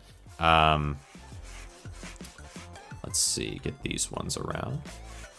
But then, like, yeah, comparatively for like a game like that, yeah, so that it doesn't, that part of it doesn't matter as much for me. But if I were to stream 2 streams, then it would double up the amount on the one. But still, the game is not usually like as much of a concern. Something like that. Or like oh yeah, the game is because with games you need a steady slow stream, like small stream of data transfer. You don't need like a massive bulk amount at any point. So it's less so like where with and also with streaming, like with a lot of these things, where like downloading a game or something, like you might, no, I don't even know. I'm not sure exactly what could require like a big boost in a short span of time. I guess downloading, with downloading, you can have any range, so you'd rather it be high, even if it wasn't steady, I guess. Like if you never really streamed or played games, you'd rather internet cut in and out sometimes, assuming you didn't play online games, but be crazy high, than be steady but be low. I suppose that could be true. But yeah, I mean, it seems like generally, you, like, no matter what, almost, you want to have consistent internet, even if it's not the fastest in the world. With streaming, at least. With streaming, with hosting games, things like that. Scale, if there are 100 people on a server, the load would be immense. Gotcha. Well, like, what about, so like you're saying, if you had 100 people on repo, it would be very challenging. Because I remember when I was with my old computer and probably worse internet, I was streaming. Maybe it was the same internet. I was streaming Lethal Company with fans and like Minecraft. Like Minecraft was, but Minecraft was a separate server. That wasn't an issue. But with Lethal Company, I would host, and there was a point where I would host a server with, like, I don't know, with 10 or 15 people, and when that was happening, it never felt like there were blips, like any issues. But 100 people is quite a lot more, of course. But I wonder, like, yeah, I wonder. Yeah, I just want it's because it's like it's one of those things that I just can't know, I guess, maybe. But like what the actual amount is that you'd require for something like that. And it depends on the game. I mean, I feel like a game like Minecraft would be insane to host, like to actually host and have all those people, because they could all be in different chunks all over the world. Where with a game like Repo Lethal Company, like, you have one map, and of course if everyone's in a different room, it's probably a little bit more intense, but there's not enough rooms to house that many people. Okay, sandpaper. Wait, paint spray now. Sandpaper. Okay, scrub through these ones. Interesting. Okay, let's see. We are scooting along across. I like with finishing sandpaper. It's so much easier than like the, especially like the regular sandpaper, or even the putty. Although the putty's not so bad either. Just because I don't have to worry about scratching anything up here. Okay, but yeah, tomorrow repo, and then I probably should schedule something else. I think these are kind of like, these types of streams are a good spot for me to consider what I want to do upcoming. And also just like talk, like chat and whatever, but like I know I want to do repo tomorrow, and then I know on the 14th we're gonna have a stream of Lethal Company, but I want to do maybe another one in between now and then, like a different Lethal Company stream in the middle. YouTuber by the name of Shaunik has a few videos on optimizing his 100-player server TF2. Interesting. Some hosting service, not his PC. Load really depends on the game. Gotcha. Yeah, no, that makes sense. Restore the paint. Okay, this one. Interesting. Yeah, because I mean, well, because yeah, TF2 is a little bit older, and that might be less optimized as well, just in general. Okay, let me scoot along. But even then, yeah, it probably just depends regardless. Even if it's a newer game, the type of requirements are different. Okay, let's see, we're scooting along the outside here. Yeah, I remember that was always a thing. Within Stop Killing Games, I remember people kind of talking about, like, oh, like, why would you even need to be able to do this or that thing? Because it's like, it would be too, like, no one has the server or the money for all that, for like hosting that many people. But it was always kind of like well, giving people an option is a good thing. TF2's optimization is awful. Gotcha. Yeah, that's kind of what I would figure, is that it's not going to be as good. It is kind of weird, like, the audio setup in TF2, I guess, like, the settings in general are also really not very good, which seems a little strange because it was so successful and stuck around for so long, and it's been monetized in different ways since forever ago. It's not like it just sat and was its own thing. Unread email. But I guess, yeah, maybe making major updates to things is expensive and unnecessary. That's kind of the idea. Like, it doesn't really help the devs to do that. Okay, let's see. Brand optimization, no. What I want, oh wait, no. What I want, oh yeah, the email. I want to read the email, but I think I want to sell the car first just in case it requires a certain amount of money. It did just sit for a long time. Interesting. Well, like, what about, didn't they make it so it was like they made it so that you had to pay, like, you had to be a paid account in order to get, to be able to, like, chat and stuff like that. So, like, it's sad, but it definitely received some type of updates in order to monetize better. And it also has, like, all kinds of cosmetics that I think have been updated and adjusted over the years. And I don't know if they ever stopped having new cosmetics. So I don't feel like it just sat, but maybe it did. Maybe like there was like a time span in the middle there where it wasn't being monetized, basically. Because I don't really know if it was anything but monetization that they were doing to it, but I'm familiar with at least that end. Okay, a couple pictures. But then they also had, like, when they released, like, new videos. But then, yeah, there might have been a middle time. Major update was in 2017. The bots were there from Meet Your Match 2016 until a year ago. Interesting. Yeah. Well, I suppose so. Last few years, the updates were just cases. Yeah, right, monetization, right? Yeah, that's kind of the thing, is cause I know that stuff was happening, which makes me feel like they were still paying enough attention to it to be able to have done something if they wanted to. It's just about priorities, maybe. 3,500. Okay. Nice. Okay, up we go. Let me in this car. Okay, that's gonna wait there. Not even made by Valve, but by Steam Workshop creators. We're just cases. Interesting. Oh wait, these rooms, were there things in those rooms ever? Okay. Interesting. Oh yeah, because they own it. Yeah, that's such a weird thing. They do make good games though. Did Valve make Portal as well? Portal 1 and 2? Right now, you're the one taking care of things just fine. Oh, and while you're at it, don't forget about your old pal Sam, huh? Right. Don't forget about, yeah, it's true enough. Sell this thing, then we'll read our email. I know it wants me to read the email, but I want to make sure that I have a decent amount of money just in case. Okay. Just in case. Get their items added. Comfort about a monopoly of a certain group of creators that get their items added. Huh. Gotcha. Interesting. Yeah, I guess I don't know much about it, really, on that end. Or really on anything, you know, I'm not a big TF2 person, but I've just observed things a little bit over time. And I enjoyed playing it the other, not so long ago with some different people. 3,500, 2,500, we'll do 30, I can jump down to 32, I just want to make sure you'll play ball. 27, and then I'll say 31, 28, and I'll go 30. Because I think if I stay too close to 31, then you won't actually come up at all. Yeah, see, you didn't even then. Jeez. Alright, whatever. I'll still take it. We're on the right path, kid. But yeah. Time to step up our game. Nice. Check the PC for some upgrades we can make to the business. Interesting. Okay. Pop in this, not this car. I need to buy a car, but I first need to look at the email. All right. Abandoned vehicle near the junkyard. Between patrol near the scrapyard, we came across an abandoned vehicle. The car is rusty, appears neglected. Was this a thing? This might have been a thing. Not listed as stolen in the registry. Okay. Let me check. Let me check what this is. Maybe just a free way to make some money.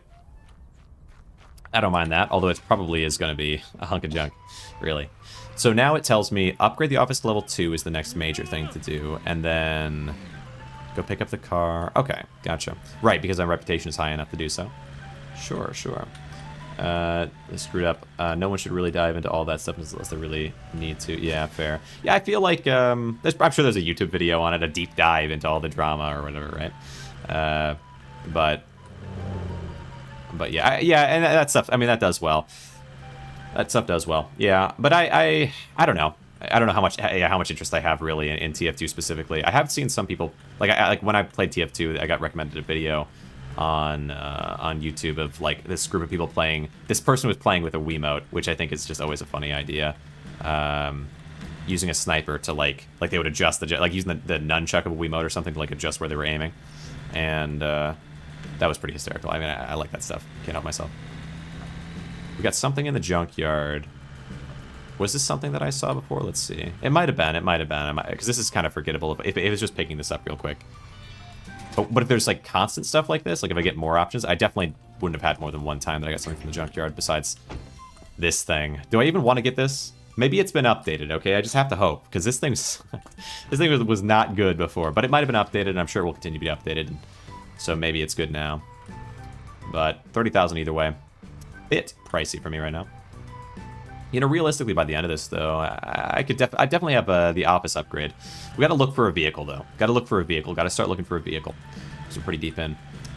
Really screwed up, and no one should dive in that stuff. Yeah, that's kind of the thing with like I feel like that with with Roblox or whatever, right? It's like it sucks, you know. A lot of the moderation stuff. The game itself is probably there's all kinds of games in there that are probably worthwhile, but actually looking into something, you know, a lot of videos on it that are probably real pessimistic. They're probably it's also a thing like I think in general. Well, I talked about it in a previous kind of stream of this game, but in general, it's easy to be negative or about something, like to watch a video and be like, wow, this thing really sucks, when actually it's like, it's not quite as bad as it might appear. Yeah, I've got a car behind me, I forgot. That's why I'm getting yanked it all around. Like I have a lot of negativity towards Roblox, and I generally feel like it's like I can back it up with different reasons for my opinions. But at the same time, there's probably a lot of positivity that someone could have towards it that's totally fair about like elements of it that I don't really consider because it's just not like it's not my type of game. Like I mean, it enables people to make all kinds of things that are creatively express themselves, like Gmod, right? Like Gmod had the ability to like allow people to make all kinds of really cool things that maybe wouldn't have existed otherwise. Okay, drop that off there. So even though like I think the problems outweigh the positives, probably it might not be that way for everybody, or maybe the problems are overstated or whatever. Like again, the conversation kind of topic I had going before of YouTubers talking about Disney movies or whatever, like talking about different things and being super hypercritical. Where like maybe the movies, you know, maybe it's not the best thing in the world, but it's actually not that bad. Even like I mentioned with Morbius, for example, it's like kind of overstated how bad it is, since generally speaking, vampire movies and shows are kind of goofy and silly and nonsensical. And it's like, well, yeah, I want a very realistic vampire. I want this to be the vampires of real life, you know. Like this is just ridiculous, you know. It's like, okay, it's really not that bad. As the same could probably be said for a lot of these types of things, TF2 and you know, and whatever. Although I feel like unlike well, I don't know, does Roblox have a bad reputation exactly? I'm not sure. Maybe that's not even fair to say. Like, I feel like TF2 has a sparklingly shiny, bright reputation. In my opinion, like I feel like people really think highly of it because it's like in the same way as you might think of like Half-Life or something. It's like this is an iconic game that shaped these different things. It's really fun, and it doesn't go further than that for me. And I feel like I'm a pretty online person. Where with Roblox, like, yeah, like if you're a kid or you're like just not, or whatever, you're just not super well informed on it, then like maybe Roblox seems like it has a good reputation. But I feel like Roblox generally does not have a very good reputation by comparison to TF2 or to some of these other games. Some of these other games that I would say are similarly impactful. Like Roblox is definitely impactful. I wouldn't want to take that from it at all. TF2 somewhat suffers from toxic positivity. That's why it looks like it has a reputation. Yeah. Well, yeah. I mean, I feel like looks like and does, I don't know, like, does it not have a great reputation? It might be that people that still play it are very well aware of its negative reputation, but I feel like the overall gaming community probably generally has a positive reputation, like positive feeling towards it. But then again, maybe, is that true for Roblox as well? I don't think it's true to the same extent. I feel like with Roblox, it's either somewhat neutral, somewhat positive, or harshly negative. And I feel like with Team Fortress, my understanding is that it's like either extremely positive, somewhat positive, or maybe in niche communities like harshly negative. I don't know. Like I would say on average or overall, it has a much better reputation. You know. Of course, deep dive. I feel like every game has deep dives where people hate it, right? Like the guy that made Minecraft is kind of a, you know, kind of a people don't like him. But nobody knows that, right? Like I feel like Minecraft does not have at all a bad reputation. I feel like that just can't be said, even if not that like in a toxic way or whatever you're kind of talking about there, which I don't know. But like just in like I feel like it would be inaccurate to say Minecraft has a bad reputation, but it also is the case that if you like dig into Notch or whatever, that like there's some reasons to not like him, or to be like, this guy's kind of weird, right? Like super mega, like buying a super mansion and then crying about it online or whatever, that kind of thing. I believe there was a whole thing about that. I could be wrong, but I remember there was something weird like that where it's like, this kind of sucks. But nobody knows that because nobody cares, because that's not what, it's just the developer. Like it's more insider stuff that doesn't have to do with the game. Where like the stuff with Roblox, it's in the game. Like it has exactly to do with the game. The reason people have a problem with Roblox is the game. It's like there's multiple different elements, but all of the elements are specifically related to the game. Where again, like TF2, for example, I don't know what the issues are, but let's say they're related to developers, or they're related to moderation, or they're related to in a more niche way than just like the general game, or they're related to creators or like something specific like that. I feel like it's going to be that stuff just doesn't catch on as much, right? The creator or anything like that. Itself is a good game. It's just handled very poorly. Yeah. Oh, but that end of it. I mean, I feel like the monetization thing. To me, that's probably like if there is a black mark that I'm aware of on TF2, it would be monetization. Is that like for example, when playing the game, the fact that I can't chat, like either voice chat or in the just general chat, because I have to be a paid member. That's crazy. That's crazy to me. I don't care for that. And I would imagine that when they did that they got some pushback. That would make sense. But I don't know if I remember it, but it makes sense to me. Okay, down they go. And then I also, and I'm also kind of aware of like a lot of cheaters in the game, right? Like that's kind of a big thing. Those are the two things that I'm aware of with that game, but I don't know if either of them like have made the game itself have hurt the reputation. Maybe the cheating thing, because I remember that was like people were saying the game's like unplayable in public lobbies, kind of deal. For a little bit of time there, and then I think people just kind of forgot about it, both that and the game in general. Besides just like having a generally positive reputation, like being like, oh yeah, that game was really good. Okay, up and around we go. And maybe that's something to do with relevance as well, as the game is maybe just, it's less relevant to the point now where the negative stuff of it, like any negative perception of it, is gone. I'm not sure.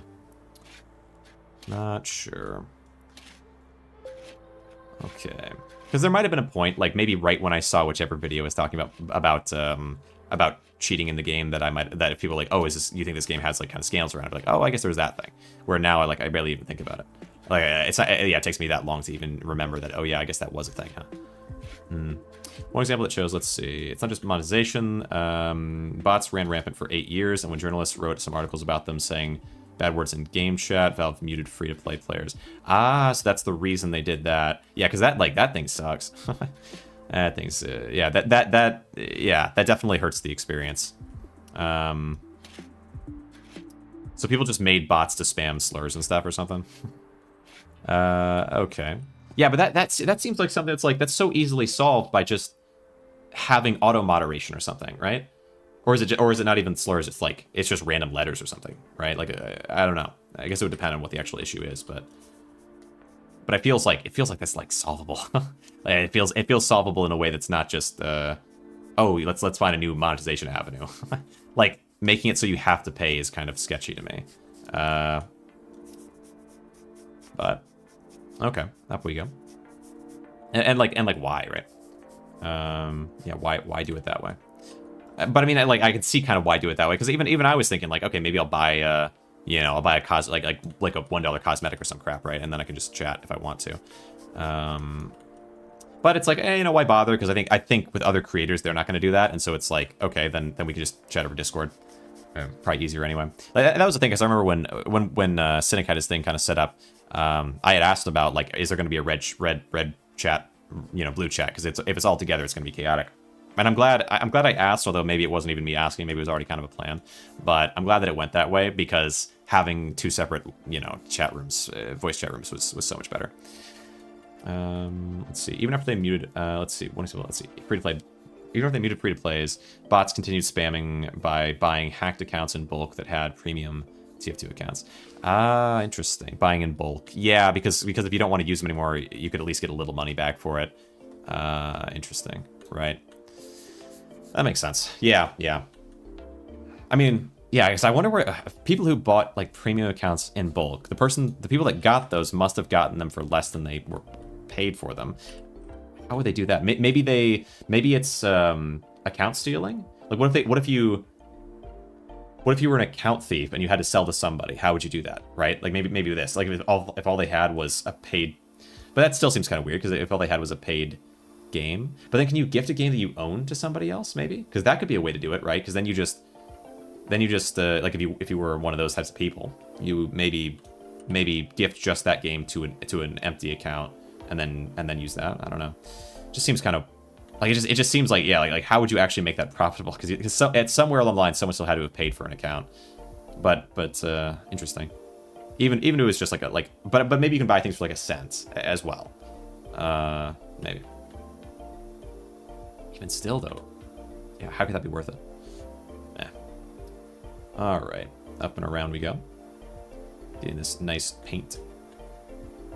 Nice paint. Make the car shine and gleam and glisten. The question is, answer is there. Average people just don't know such things. They don't have to. Yeah. Well, it could be the case that they're like, I feel like it's got to be hacking, right? Because like, I mean, like that to me, the answer to that is kind of obvious, right? In a way, because there's an interest in it, and actually, you know what? Depending on what we're talking about. But like, yeah, no, I hear what you're saying. I feel like an average person could sort that out. It's just like, in a way, depending.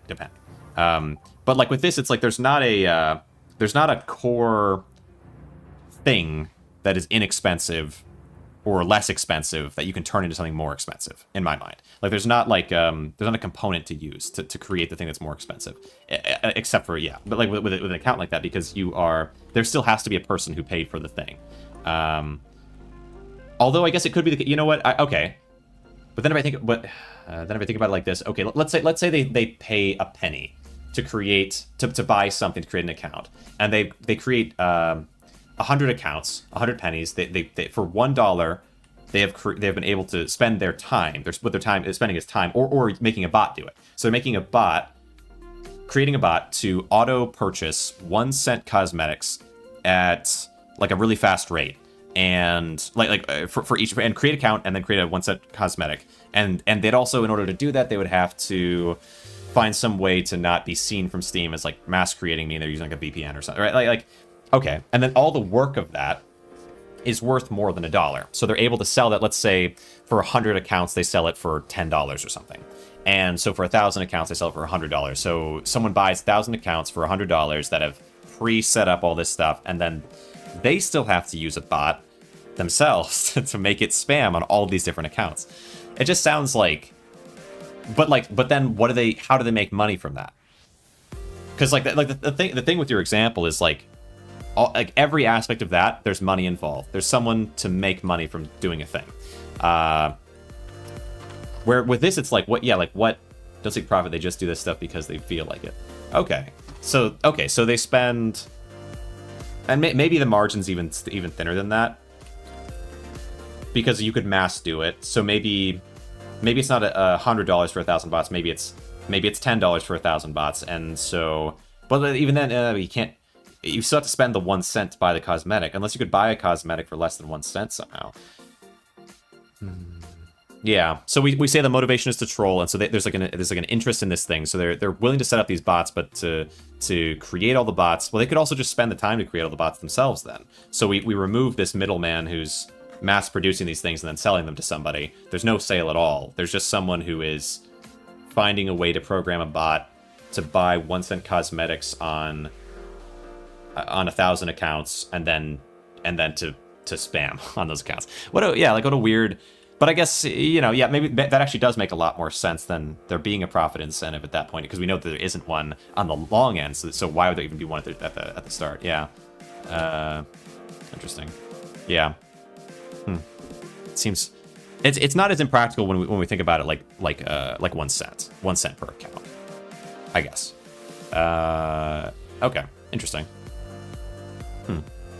Yeah, like yeah, because in my mind I'm like thinking of like how in the world like would you make that profitable? But it's not really about profit, I guess. Yeah. Okay. Okay. Let's. So we gotta look for a car. Okay. We gotta look for a car. Okay. But this is an interesting conversation. 15. I'll try to look for something because we need. Let's say 9,000. We'll do like this. Search. And we'll go. Okay. 8,300. Let's try. Because you definitely get a lot extra when you sell things for more. And then let's look for what the car is going to be that I want. Okay. Something a little nicer. I think something a little nicer, but still kind of beat up. And for, like, okay, let's look. Cargo van. A van could make sense. Hold on. Let's see. Body type. Bus. Okay. This costs 11. Okay, we gotta. If I want this one, I'm gonna try to get this one. I think. Well, we'll look through a little bit more, but I think that makes sense, right? Because we start with a truck, and then maybe something big like that. But no, the cargo van's a really late game. Maybe let's look for some. Let's look for whatever the car that I got. The first car that I got. That the Vanguard, Apex Motors Vanguard. That's the start. The first car that you get. That could be a good one. Is it a hatchback? Search.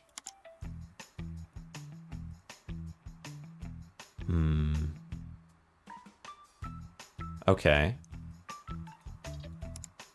Treated. Let's look at some shots. Let's look. Motor Striker. Blue car. Pulse, the green. I feel like maybe something like this would be good for a thumbnail. Because it's just like, it's real simple and easygoing. It's early in the game. We haven't gotten a ton of things yet. Let's schedule a meeting, and we'll have to complete this car before that meeting is expired. Okay. Wait, did I put that up online? Let's just double check. That is interesting. Okay. Here, your ads. Oh, I haven't put it up. I gotta take photos. Okay, gotcha. Right, because yeah, it has to be in the spot, and I have to take photos. Okay. Yeah, I remember. I think with the other one, I had a car that was in a spot, but it just wouldn't. I couldn't put it up online because it was just slightly outside the spot. Spots are a little finicky, a little hard to get into, but if you can get into them, it all works out. All right, and then in we go. And let's do ads. This one, put up the car. Oh yeah, we do have to. Okay, it's drivable, but only barely. 37. Let's do 30. Let's do 45,000 or 4,500, I should say. Not 45,000. 4,500. We will sleep, and then we'll go get. The devs of this game plan to add co-op. The devs of this game plan to add co-op. That's a good question. I'm not sure. Might have to ask. It feels like it could make sense. Yeah, because I remember there's a game called Teardown that has co-op that I was kind of looking at, like, oh, this is interesting. This is good. I want it. I want it. So I feel like a game like this could do well with like but yeah, like let's see, what would you do in a game like this with co-op though? I guess be able to clean multiple things at once, because right now you have the employees that do it, but you can't have a ton of employees. But yeah, no, I'm not sure. Not 100% sure on that. Okay, upgrade the ops level 2. Yeah, do I want to be able to do that? I could probably do that by the end as well. Ambitious, many pronged approach. One washes the car, the other repairs. Yeah, but you add employees over time. So eventually, if you had employees going, yeah, that's kind of what. Well, I mean, like, but early on, you definitely could, and then for whatever reason, you can only have a maximum of, I think, 3 employees. So you could definitely have one person who's doing the one excess work, and the other person who's going and getting cars and stuff. So like a 2-person could be interesting. But if they haven't planned from the beginning, co-op might be kind of complicated to add. Okay, let's rush over here. It would be good too, though, because you can use, like, there are multiple vehicles definitely as well that, like I feel like the car, like, one person using the truck and the other person using that, like, buying from a scrapyard and having a second vehicle then would be kind of nice as well. Could be interesting.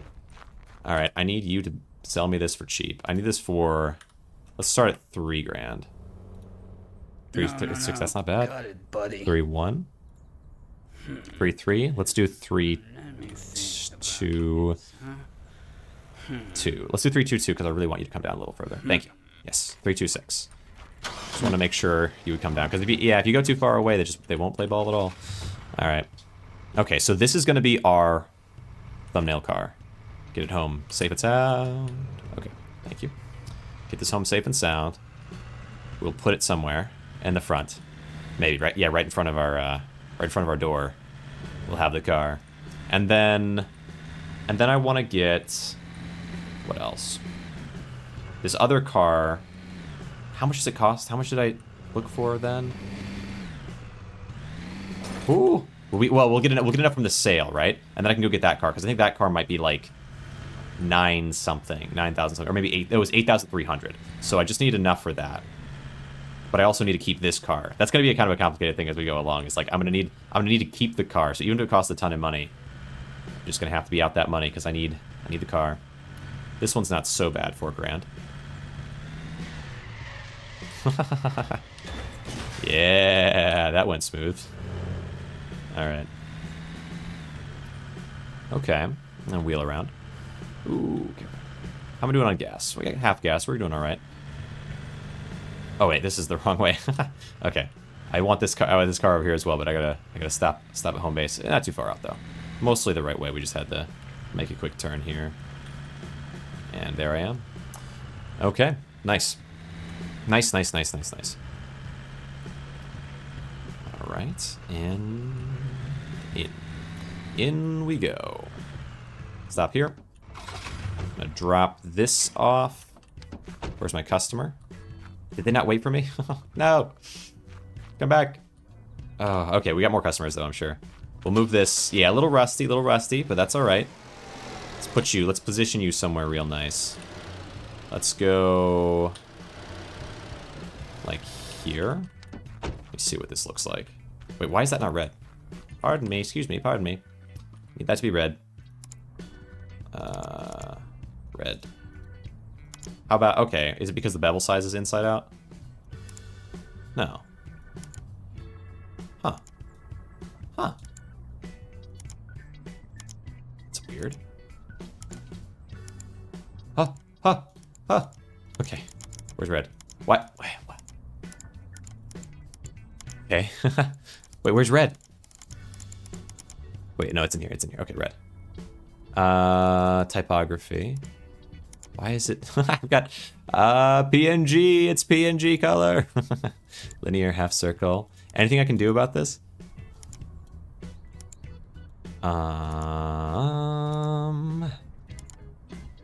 Okay. Well, I guess we're locked in on this for now. All right. Where's black? Come on. Where's black? Wait, where's black?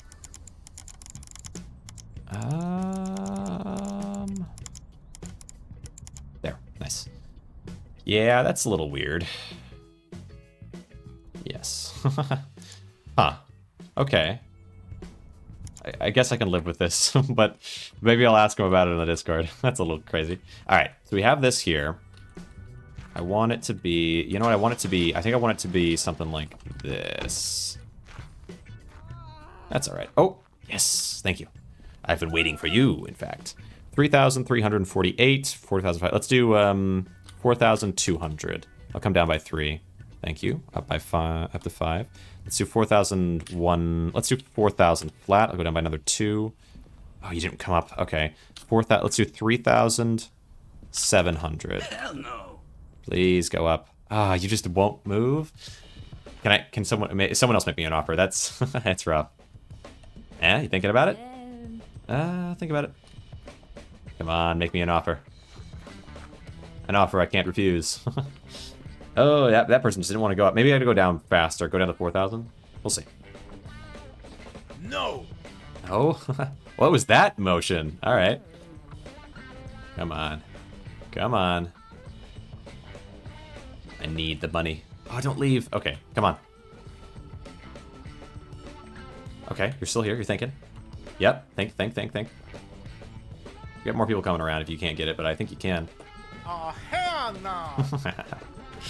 Oh, okay. I just need you to buy it so I can go and buy the...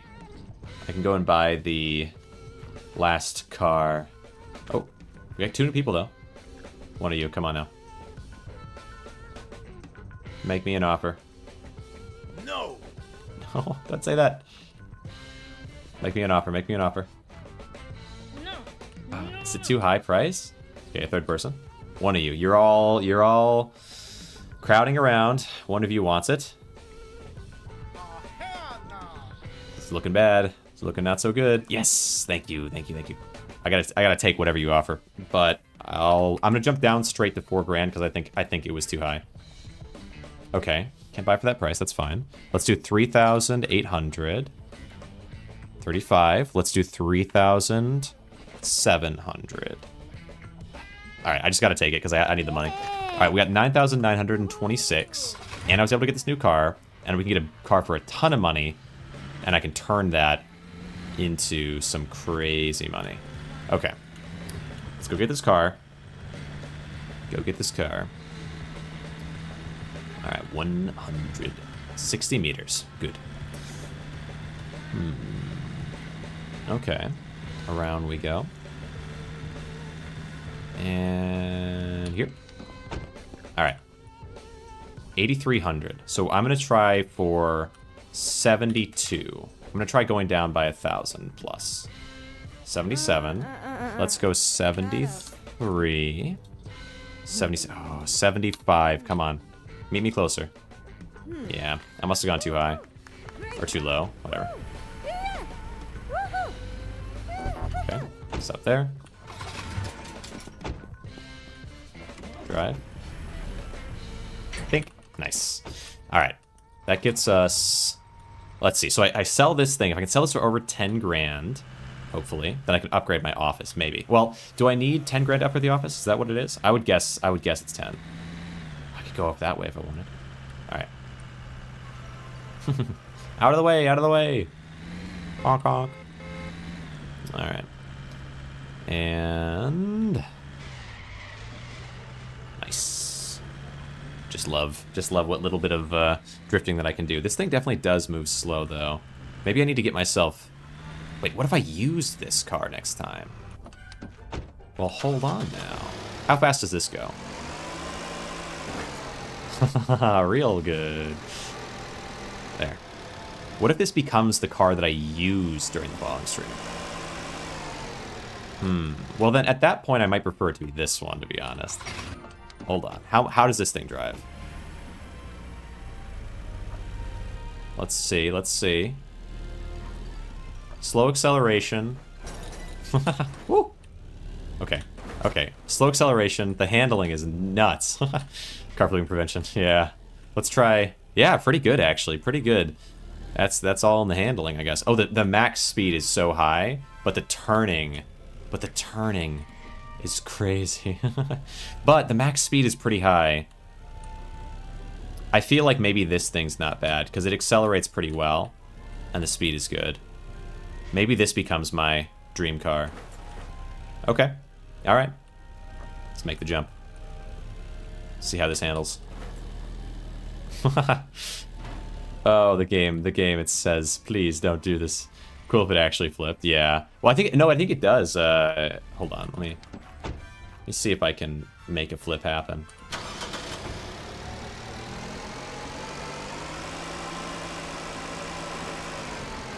Oh, come on. I know, I definitely have been... I'll get you a clip, gosh dang it, I'll get you a clip. Wait, actually, wait, hold on. Here's a way I could do it. No, I have to be faster. I have to be faster. Okay. Let's see if we can go faster, and let me see if I can hit... Wow, this thing has a cap-out speed that is quite low. Hit something. I think hitting a car would do it. Oh. Ah, we'll see. Okay, someday I'll get you a solid flip. Wait. No. Not gonna happen. Someday I'll get you a solid flip, because I know it can happen. There was a crazy flip that I endured once upon a time. But okay, you know what I'm gonna do? I'm going to sell this car instead, maybe. Because I think the green could be interesting to have as the final car. Okay. And then we'll get office upgrade next time. Up here. Wait, is this... I washed this off already? I think I did. Wait, let's check. Hold on. Did I? No, I didn't. Okay. Because that green car is fancy.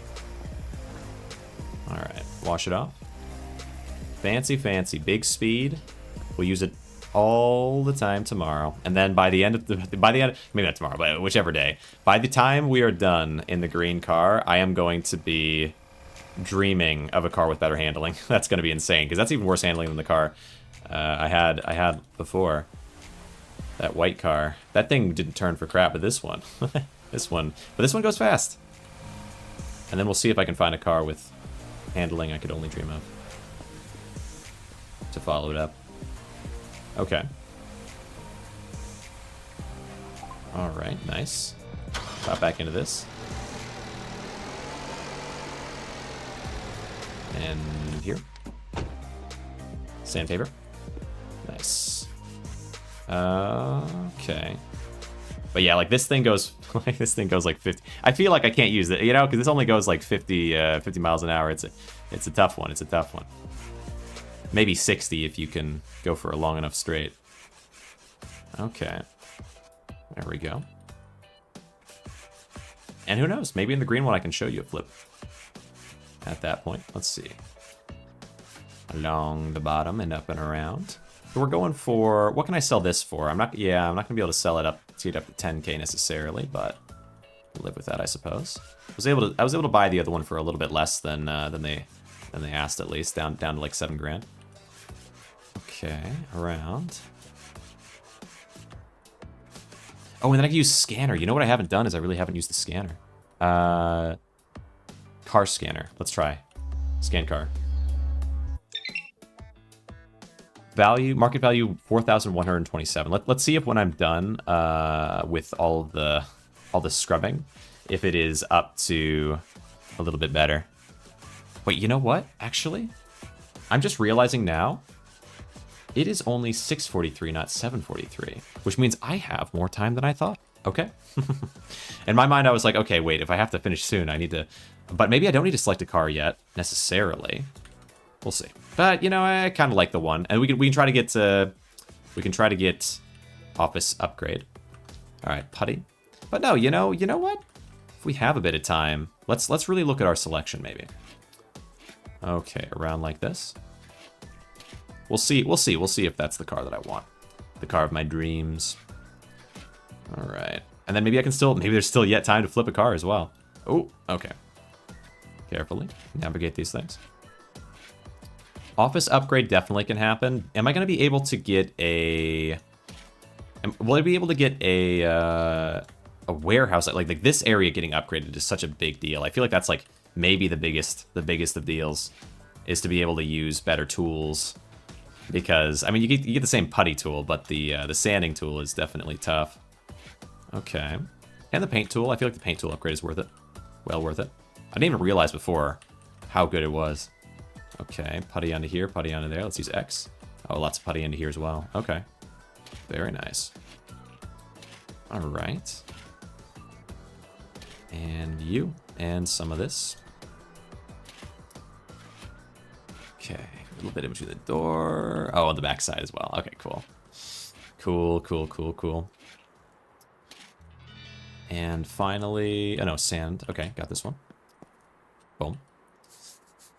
Okay. Yeah, so far for repo tomorrow, I have scheduled Scarlet. Blonde might show up, but I'm not 100% on that yet. Cynic should be there, and Shorn should be there. Let me think if there's anybody. Let's see. I know, yeah, okay. Cynic, Shorn, Scarlet. I remember Chibi said she couldn't be there. Val, I don't believe can be there either. Let's see, what time will that be? That will be at 11 a.m. Well, EST, so, or EDT, I guess it is right now, right? Daylight time? Eastern Daylight Time. So from 11 until 6 is the plan right now. Okay, and then let me think. Who else? Is there anyone else? I haven't talked to Frank about it, but I didn't figure he'd be able to go because generally Frank Angry Dad can't. Like usually it's gonna be 10 10-ish or after. Oh, and then, oh yeah, there's also a new person, Renewable, who I've chatted to a little bit before, since he's like a kind of a new-ish streamer, but... and I asked Cody about Lethal Company. I didn't ask Cody about Repo because I don't know if that's going to be a thing or not. Definitely wouldn't mind having him there though. It would be nice. Right, let's see up here. I asked, yeah, G-Spree said he couldn't make it, and Val couldn't make it. Blonde maybe can make it. Rena couldn't make it. I think work.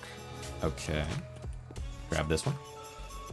And I also shot it into the Hoos server. Yeah, Hoos is actually, I think, on vacation or something right now. Which is a bit of, yeah, it's a bit of a bummer, because, yeah, of course I'd love to have Hoos in there as well. I think by the time Hoos gets back from the vacation, I'll have done so many collaborative streams. I'll have been a hardcore collaborative streamer. Which is good. I mean, it's definitely a good thing. And then Hoos can join me at my greatest of forms. Okay, wound to the front. Oh. What was that? What happened? Okay, I don't know. Not so sure if I know what happened there. Alright. Sounded like maybe a thief would be around to mess with a car. Or not a thief, but like whatever they're called. But I didn't see anybody. But I guess they couldn't really... Well, could they mess with a car? With this car? Hey, get back here. Oh, wait. Hey, apprehend. What is this? My fuel? Oh! A vandal! Got it. Okay. Yeah, you just take fuel. Okay, huh? Interesting. What a time to be alive. Yeah, it called them something in the in the tutorial thing, but I'm not sure what it was. Thief, vandal, thug, something like that. Alright. Let's see. Pay the bills. Pay the bills. Finance under control, pay the bills. There are bills? Oh yeah, that was another thing. Yeah, that hopefully is going to be fixed now. Well, I guess hopefully. Maybe I shouldn't hope for it, but I didn't have to pay for employees. It was like a weird... Steal fuel that makes them thieves. Ah, right. Of course. Yes, thieves indeed. You know, normally they just... I think they damaged cars that you have out in the lot. But that one stole fuel. Very interesting. Alright, take this. Well, you know what? It seems like I have time. Maybe I do sell the green car. I don't know. Do I want to use the green car? Because I feel like visually, I kind of want over time my thumbnails get more interesting.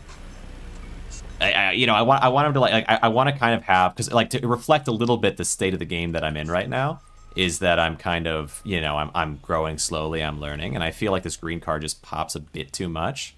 Although it is, you know, it's not the nicest car in the world, but it definitely isn't bad. And the color, yeah, visually, I kind of want like maybe a very plain vehicle. They do damage and don't take anything. They are vandals. Ah. Yeah, right. So normally they'd be vandals, but right now they're thieves. Interesting. Stealing my fuel. Siphoning fuel. What a time to be alive. But it does happen. Not sure I've had it happen. Nah, I never had anyone try to do anything like that. Definitely like... yeah, so I worked at... well, working on the road, people are kind of crazy. I've heard stories. And people, yeah, like trespass and you know, living in a like an abandoned warehouse or whatever, that type of thing. But like and then also I remember someone that was learning the job still, but was on their own job maybe for the first time. I think it might have been the first time or the first couple times in the auctioneering business, whatever. Was in an not abandoned warehouse, but a warehouse that belonged to some company that they were gonna basically were auctioning or like setting up the auction to get rid of their stuff that was in the warehouse. And maybe also get, because like a lot of the time if a company goes out of business or they're selling off some of their assets or whatever, the warehouse itself will have to be cleaned out. Like let's say they're selling the stuff that's in the warehouse, and then they're also selling the warehouse itself. They might well, they'll need to get rid of all the stuff inside it, or else the bank won't deliver or like hand over the money or whatever it is. And okay, we did this. And anyway, so anyway, this guy that I work with is on a job on their own, either the first time or like one of the first few times, and there's someone that's going around the outside and like yelling and like hitting the building with like a something like a, I don't know, crowbar or something, like just someone, you know, sneaking around, being crazy, being weird, and so I've got like kind of this call about it. It's like, okay, well, I mean, you can leave if you don't feel safe. But if you do feel safe, I just like, I mean, there's nothing you can do about it, really. Like, you can call the police, but you can't like don't go out there and talk. Because he was like, oh, I'll go out there and shout at him, tell him to go away, whatever. It's like, I would do that. I would do that. It's probably not a good idea. There's nothing to gain, right? Like, it's not your building. It's not your problem. Like you or you tell, you know, you tell the warehouse owners, and then they can figure it out, whatever you're gonna do. But like, yeah, you don't try to take care of that stuff yourself when it's not your property, you know, not your type of thing. Especially like with this job, it's like liability is kind of a big thing.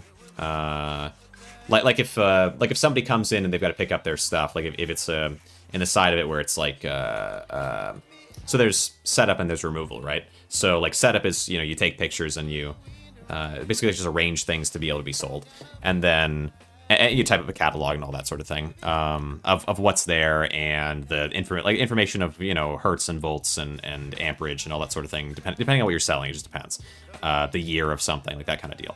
And okay, so we still have a bit more. Let's hit X here. And so yeah, you get all this sort of stuff set up, and then in removal, someone shows up and they just want to pick up their stuff. But a lot of the time, people show up and they don't have anything to actually pick stuff up with, right? Like they maybe they have a truck, or like they arranged a truck, and hopefully they arranged a truck, right? Because they need a truck to get the thing off the property. But in terms of actually getting it out of the building, like they'll just assume they can use a forklift, and it's like, well, no, because that's liability, right? That's the this place's liability. And so it may be, in a lot of cases, really, there's a fair few cases where the people that work in the building will be willing to use a forklift and get the guy's stuff out for him or whatever. But generally, you have to pay somebody to do that. Sometimes people that work there will take a cut, or sometimes they'll do it they'll do it because they've been told to by their boss. But it really totally depends.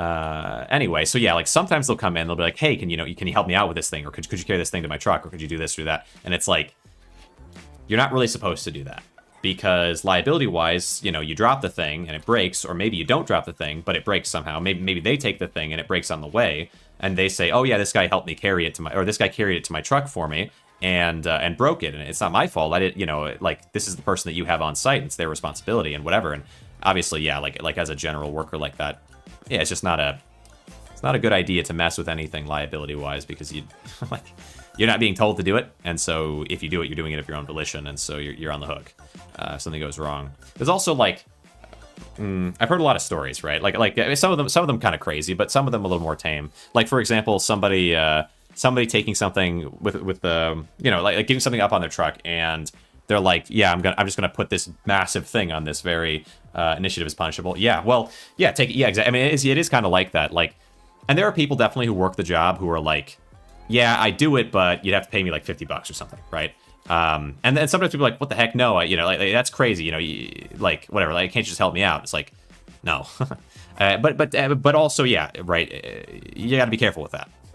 At the same time, if you're working and you know, you're not making a crazy amount of money, because like the thing is, like, if you work in this, like in that kind of industry, there are people who make insane money.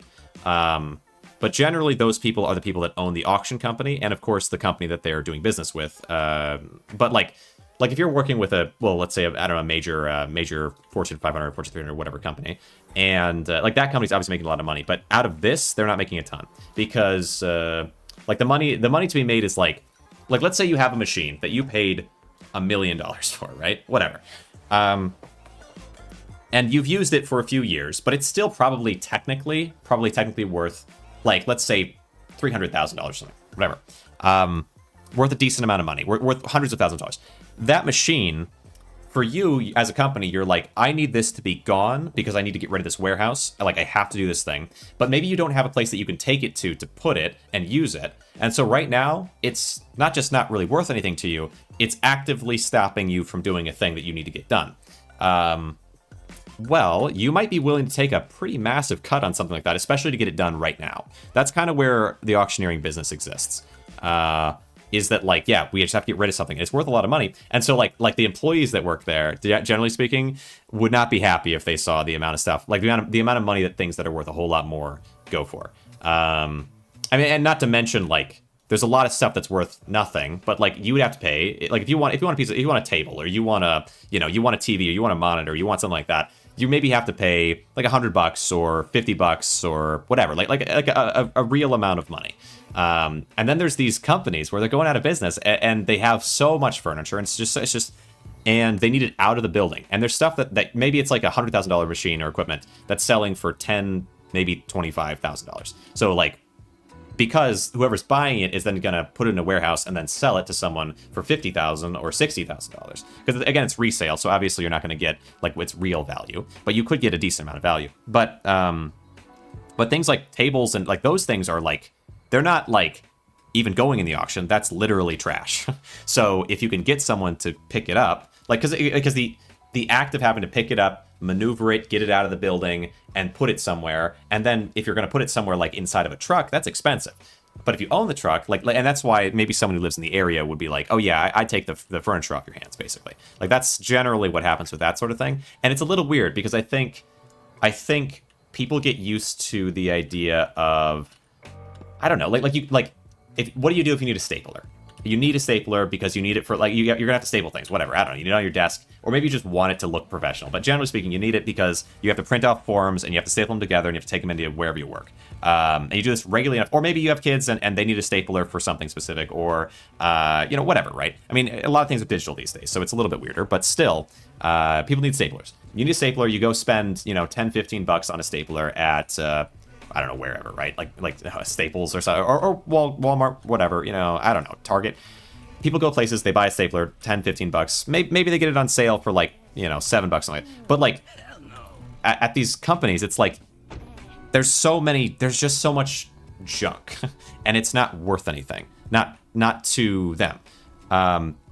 Especially compared to these machines. So like it just goes in the trash. Genuinely, like it just all goes in the trash. This stuff that it's basically new, but like what are you gonna do? So I've definitely got some staplers. Basically the way that I look at it with things like that, because I like the people that I work with, well, whatever. People have said like, oh, you're gonna be a terrible hoarder. Here's how I think about it, okay? Because I don't think so. I think when it comes to like low value, but still like utility kind of oriented things like that, you get 3. Then you get exclusively a stapler that is better than the best of those 3 or not at all. And you only ever get a stapler of greater value than the best one, or never take, because like, yeah, you could definitely, like, the people that I work with, there's someone that gets drills, and probably legitimately has like 50 plus drills. It's crazy. Like a drill in every room, and a bunch of drills in a box, and drills in the, you know what I'm saying? Like drills, like so many drills. Because drills, unlike staplers and other items of like really low value like that, drills have not only a value, but also a purpose. You can give a drill to basically anybody, and they're like, I needed one, Basically, everyone needs a drill, or could use a drill and doesn't have a drill, pretty much. There's so many people that just don't have a drill, because why, like you only get a drill if you really need a drill, and then maybe if you don't, and maybe in the moment you're like, oh, well, I'll borrow one from, like, this person because I just don't have one on hand, or something like that, right? So there's a lot of people that just don't have drills, because why? Why would you? Or maybe you don't think of it, or there's, like, someone who has one. But then suddenly everyone has a drill. Everyone new has a drill, and also you have a drill, and you have 5 more drills, and you have a box of drills somewhere, too. Like, insanity like that. But it's like, like, if you sell a lot of hand tools, someone might pay like $25 to buy. Yes, exactly. Yeah, for one time. Why would you buy one for one time? But like having a drill is a nice thing, because now you're the person that has a drill. Yeah, exactly. It's interesting like that, I guess. But so yeah, like basically always take a drill if it's in decent condition. And I feel like, because this is the person that says that I'm a hoarder, and I'm like, or I'm gonna be a hoarder when I'm taking but I got a wait. Oh, well, you know what? Okay, I have this one. And I have this one. In real time. What? He was telling the truth? It wasn't just a tale? That's right. Here's a couple staplers, but my third stapler is tucked away in a box. But it's the nicest of them all, but it's not really, I mean, I don't know. Actually, I think this is one of the best ones that I stapler review. So, in my travels, in my journeys, okay, across the land, This one's not bad, I would say. Like, basically, I think of this as like, this is the pure standard, right? Because a lot of staplers, like if you can see, I don't know. I don't know how well you can see. On the bottom of this, it's got like ridges here, right? You got, you know, it's like, it's in very decent condition, right? That's what you're looking for, because there's so many staplers that have been used a lot. Maybe someone put some tape on the top for some stupid reason, and now it's got like smudges on it. It's like, okay, like that can go in the trash. That's fine. This thing is clean, simple, cheap, whatever. This guy though, this is where it is. Look at size comparison. That's crazy, right? That's a stapler. Okay, it's got you know, this one, it's all plastic along the top. The only part that has rubber is the bottom here with some ridges, which is good. Okay, ridges are good. So it kind of sticks to the surface a little bit, but the back side here is the harder plastic so it kind of scoots around just a bit. Like I would show you on a desk, but you know, but like this part and then this part, like just I don't know, whatever. This thing though, ridges all along the bottom. The rubber goes front all the way to back. And the top also has rubber here. That's pretty cool, right? Unusual. So you can kind of, I don't know, you can feel kind of fancy when you press it. The only downside, the rubber at the back end, this is where it's meant to detach. It's like, well, you know, in the way they're built, because you push plastic into a or you make like a mold and you know, anyway. That's not so great. But generally, this is pretty good. Outside of just this one downside, which is that this comes off a little bit too easy for me. But I do quite like it, and yeah, it's a large size. It's got you know, it's good.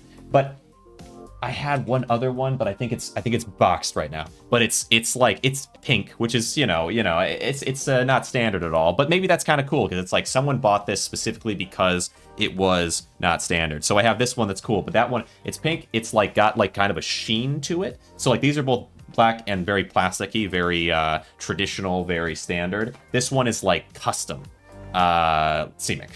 This was the coolest one that I found. And this was when I was like, oh, that one, I need that. That's when they said, you know, you're going to be a hoarder, right? But no, it's because it was better than the other three that I had, and so I threw one away. That was like the junkiest one. I have these two that have one that's very standard, one that's actually pretty, in my mind, high end for a stapler, and then this other one that's like custom. I'm like, oh, that's cool, right? That was one thing, and then the other thing that I really focused on buying, was not buying, picking up definitely. Like when I would see them. Oh, I need that still. Oh well, boom boom. Was what are those things called? Circuit breakers? No, it's the thing. You plug it into the wall, and then it's got all the outlets on it, and then it's meant to be, you know, plug a ton of things into it, but it's if there's too much current required, it'll like not cause a house fire. There's a name for that. That it sounds a little. It's anyway. I have some of those, so I can plug a ton of things into them. I had more. I had several of them. And it was so good. And I had ones that were so cool. I still have some that are cool, but there was one of them that was so cool. But then, yeah, basically, I could say I lost it. House fire, basically. Anyway, so I had, which is, I guess maybe it's ironic considering what the name of the thing is, but it's not because of that thing, obviously. 8, let's do 9, can I do 10,000? Okay, I'll try. Boom, post that. I still have to get the other car pictured though. So I had a ton of those things as well. And there's ones that are really fancy because like staplers are cool and there's some variety, no doubt about it. But with electronic stuff, to clip the stapler review, but the maximum clip length is 1 minute. Dang, I'm sorry. You know, I gotta condense it. Maybe I will. But the cool thing about this other, like the cool thing about like the tech stuff is like little lights, little flashing lights or little weird things. There were a lot of oh, hello. There were a lot of, let's go over here. I mean, so within these, the one thing that's like a massive oversight in auctioneering in general is that there are a lot of things that get thrown away at these companies that actually do have pretty solid value. Let's do, I'll jump it down to 95. Let's try that. 9,500. So, but it's the things people don't think about, I guess. So like, let me think. So like, for example, like a big thing is you have things like USB ports. So like 10 or 12 port USB ports. that are able to transmit data as well. So like, you think of like a little USB thing, little USB adapter thing to be able to plug a couple ports into to like simplify going into your computer. That's like, okay, that's probably worth like what, like resale? Nothing, basically. Like, it's just not worth it. People don't care. It's kind of a neat little doohickey kind of is like the concept. But there are versions of that are worth in resale, like resale, worth like $800. They're able to transmit data, like take in a bunch of data from all these different things and then transmit all of that like properly, where they're not just meant for like charging your phone or something, right? So like USB hubs for charging your phone are going to be quite a lot different than something that's like well, what these things are essentially, these fancier USB hubs. Let's do 95. We'll do let's do 92, 85. Let's do 88. All right, well, whatever. 85. That's not bad. Yeah, definitely. I'll definitely think about it. Maybe I will. Let's see, 10 7, okay. Just making sure I have enough time to find myself a new car that is my car next time, because I do want something, but I want it to have decent turning. I want it to be kind of plain, but like still fancy enough. I feel like the Pulse had just such slow turning, and I just don't care for it. Maybe the Apex motors, yeah, but we just get like a really high value one. Late for me, gotta go. Hey, I appreciate it very much, Ivan. It was fun chatting. Yeah, have a good one. Have a good night. Rest well. Let's see. Let's do body type, and I'll do hatchback, I think. And then in price, I'm gonna say, well, you know, okay, I could have a somewhat low cost one to just have. Wait, hold on. Don't I already have one that's low cost? Couldn't I just wait? No, but it's not. I don't think it's this thing that I want. I want the one that's like more like a car. Open up here. Maybe hatchback is the wrong name. Motors Vanguard. No, it's this one. Okay, so body type, price, condition. Let's see, Apex. Enter, search. Striker. Maybe Striker's the one that I got. Which one's? Oh no, yeah. This Vanguard thing. I like this. This looks nice. For 3,200. Maybe I can take this. 1 day left. Will this be gone tomorrow morning? I hope not.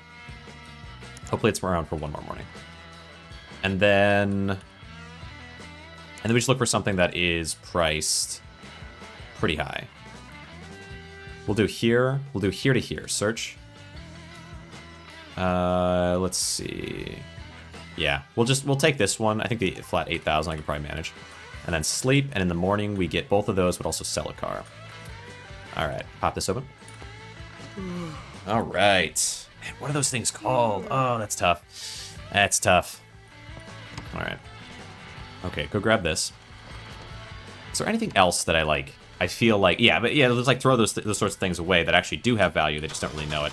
And also, to be fair, like, I feel like in terms of resale value, people don't really think of the right stuff sometimes. Like, definitely machines have utility, but also like a kit of any kind, like anything that's like it itself can do a thing on its own. It doesn't need anything extra. Wait, we're typing this.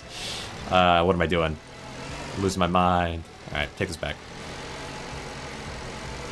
Do I have to re-put up the ad? I might have to. Okay, and then wheel it over to here. It doesn't take any time. That's all right. Good. I should still have the photos, though, I think. I believe so. Just place up ad. Your ads. This one. Boom, boom, boom, boom, boom. Ad. Oh. Boom, boom. Ad. All right. 47. We'll do 52. That's fine. Okay. And now we take the truck. But first, if I can sell this real quick, because then I can get both on the way out there. Well, I can't really get both on the way out there anyway. But if someone makes an offer before I get past them, really. Alright, well, too late now. Go grab one car, one of either. Alright. Okay, then around. I also, but on the flip side, I feel like, let's see, what are they? I don't know, hardness testers or like anything that's like, yeah, just has like a clear utility. I feel like people kind of miss out on those things. But then in terms of like actually buying stuff, yeah, I think I mentioned the other time that there's like water pumps, I want to say that they're called, but they themselves don't actually have a motor in them. So it's more like you put them onto a pipe, and they're like big, bulky, like actually not big like this, but like big like 4 feet long, and made out of something. I don't know. They're very solid, but not metal, right? Anyway, so wait, 8,000. Let's go 68. Let's see if we get that. 76. That's not bad. Okay, we'll go 7. And then we'll go... Oh, you really don't want to play ball. Let's try 75. Man. Yeah, I must have undergone. It is undergoing, yeah. All right. We gotta move by more, I guess. Okay. 200 wasn't enough. It has to be, like, substantial? I don't know. It's kind of strange. Pop it on here. Grab this guy. Turn. And out. Okay. Oh, don't hit me. Don't hit me. Oh! Gosh dang it. Okay. Okay. Okay, and back out. But yeah, there's like, there's all kinds of things to know. I feel like a tough thing for me, maybe, or somewhat, I don't know. Somewhat tough, yeah, really, is, like with cataloging. So, I'm kind of very good at it. It's probably the thing in terms of working, like, I don't know. There's like a lot of people are just very bad at it, and these people are paid good money to be very bad at it. And so being fairly good at this particular element of my job, pop this, I need to put you down. Grab this. And up and down. There's still things that I wish I was better at, like, well, in a way. So I feel like it's important not to worry too much about, like being, like, you don't need to know everything about everything. It's a type of job where you see a million different things. It's a very non-standard job. I feel like I've talked before about contract work in general, but specifically this job is just extremely non-standard. But anyway, yeah, it feels like the importance of actually knowing a ton of different things about everything, it just doesn't really matter. Like, you're not going to know how it works and why it works the way it works necessarily. There's some things that are kind of interesting to learn about, but I don't think... Yeah, it's like you can easily get kind of backed up or too...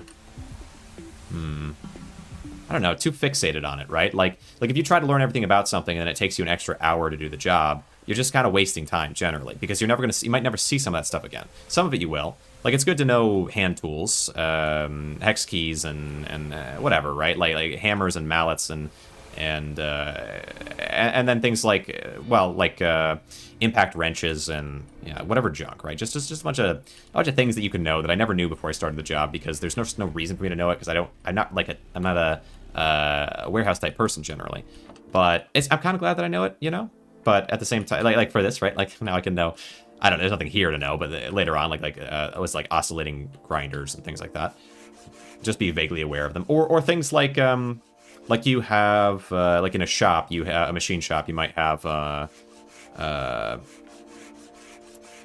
well, there's like boom lifts and scissor lifts and fork lifts and whatever, like pallet jacks and stuff like that. But like you're kind of aware of what all these things are and what they mean. And you see one, you're like, oh, that's a scissor lift. Like you see them at a store or something, and you just know what that is, and that's kind of neat. It's not important or useful to me, because like, why would I need that? But I know it, and it's kind of cool to know, and maybe I can say like, oh, hey, look at that. And someone can be like, oh, cool, you know something, right? Yeah, the utility's not super strong, outside of specifically in the job, of course, but maybe it's still good to know. And I can know roughly, like I feel like when you don't, like when you're just like on the outside looking in, you look at a forklift and you're like, oh, the way it works is that it, the forks go under and they pull up, and like that, whatever, I'm sure it has like used electricity or something to be able to push, like the force to be able to pull that stuff up, and it puts stuff down. But then maybe thinking about like the other way, where it's like, well, how does it do that, right? Like, this is a small thing picking up maybe a big thing. How does that happen? Because won't it tip over? And well, the importance is that there has to be therefore a lot of weight inside that forklift. And it's pretty proportional to the amount that it has to lift, which makes sense. Like, you can't lift more than the forklift weighs. Generally, you shouldn't. There's things like that. There's also like, okay, let's say there's a semi truck and it's carting along. Well, a semi, like the front end where like all these wheels, it can have like this huge thing on the back. Instead of having a box, it could have a massive thing on it that weighs an obscene amount, or it could have logs on it, like trees or whatever. It can have all these different things on it, and that like it works because the wheels make it so it can just turn. And so as long as you have wheels under something, you could have whatever on there. Well, not really, because what happens if it weighs too much? Well, what happens is that I think that one of the tires get kind of deformed, malformed, or whatever. The weight can cause the frame to bend potentially, I think, but it can also like your car will like sink down lower. With a semi. With a semi, it's also like it's like unwieldy and stuff like that. But like it can cause real damage to those tires, and at a certain point, yeah, the tires could even pop, I suppose. But yeah, like thinking of it that way, that it's not just like wheels aren't just impossibly strong. They also themselves and axles and like different parts, mechanics of a car. If you have too much weight in the vehicle, it's just not going to work. And the thing is, like the funny thing is, like you might think about that like, oh well, duh, like that's everybody knows that. I don't know if everybody knows that, because people who go and buy stuff at auctions seem to not know it half the time. They'll come in trying to get something that weighs 3,000 pounds or 10,000 pounds or something insane, and they've got their box truck, like not even a box truck. They've got their van. they're and they don't even think about how to get it in. Like, okay, you want me to put a forklift underneath this, whatever. What are those things called that I'm thinking of? They're like I'm thinking of something where you've got it's like concrete or something, but it like comes up like arbor press. An arbor press. There's arbor presses that are these little teeny tiny things that you might pick up and just put somewhere. And they do weigh a bit, but not much. And then there's arbor presses that are like as tall as a fully grown person, and like loop down, and then they've got their thing. Like you could shift this thing by grabbing onto it and just shift, back, back and forth and back and forth. If it tipped on you, you're dead though. But you could shift, and then you could put it in between two forks, or like under two forks if you have to, like just shift it over a little bit to get around something, and then you can drape down a hoist or whatever. Hey, how you doing? I'm just rambling about stuff right now. But I appreciate you popping in on us. So yeah, you could, and then you could lower down a rope or a hoist or whatever, and loop it inside the arbor press. But like, there's a person that wanted to have this, and they did. They got it put inside their truck. But it's like definitely the wheels were sinking a little bit. Not as bad though as there was someone who came in with the thing. It's not a box truck, but I think it was something that it was like they brought in, they had a truck, not a truck, they had like a pickup truck, not like a proper truck, but just like a pickup truck. I think initially they came in with just a pickup truck, and then maybe they came in with like a bigger pickup truck, and they wanted to get access to the cranes of the building, which is not always something you can do, and so they had some trouble there, but they were eventually able to. I think the people that worked there were willing to come in on a day where they normally wouldn't have come in to operate the cranes for this gosh dang building. But they wanted to use the cranes of the workshop to hoist that only view. It says that there's a couple people on YouTube and someone on Twitch, but right now you're chatting. I think Ivan was in here a little bit ago chatting, but might not be right at the moment. But hey, how you doing, Honest?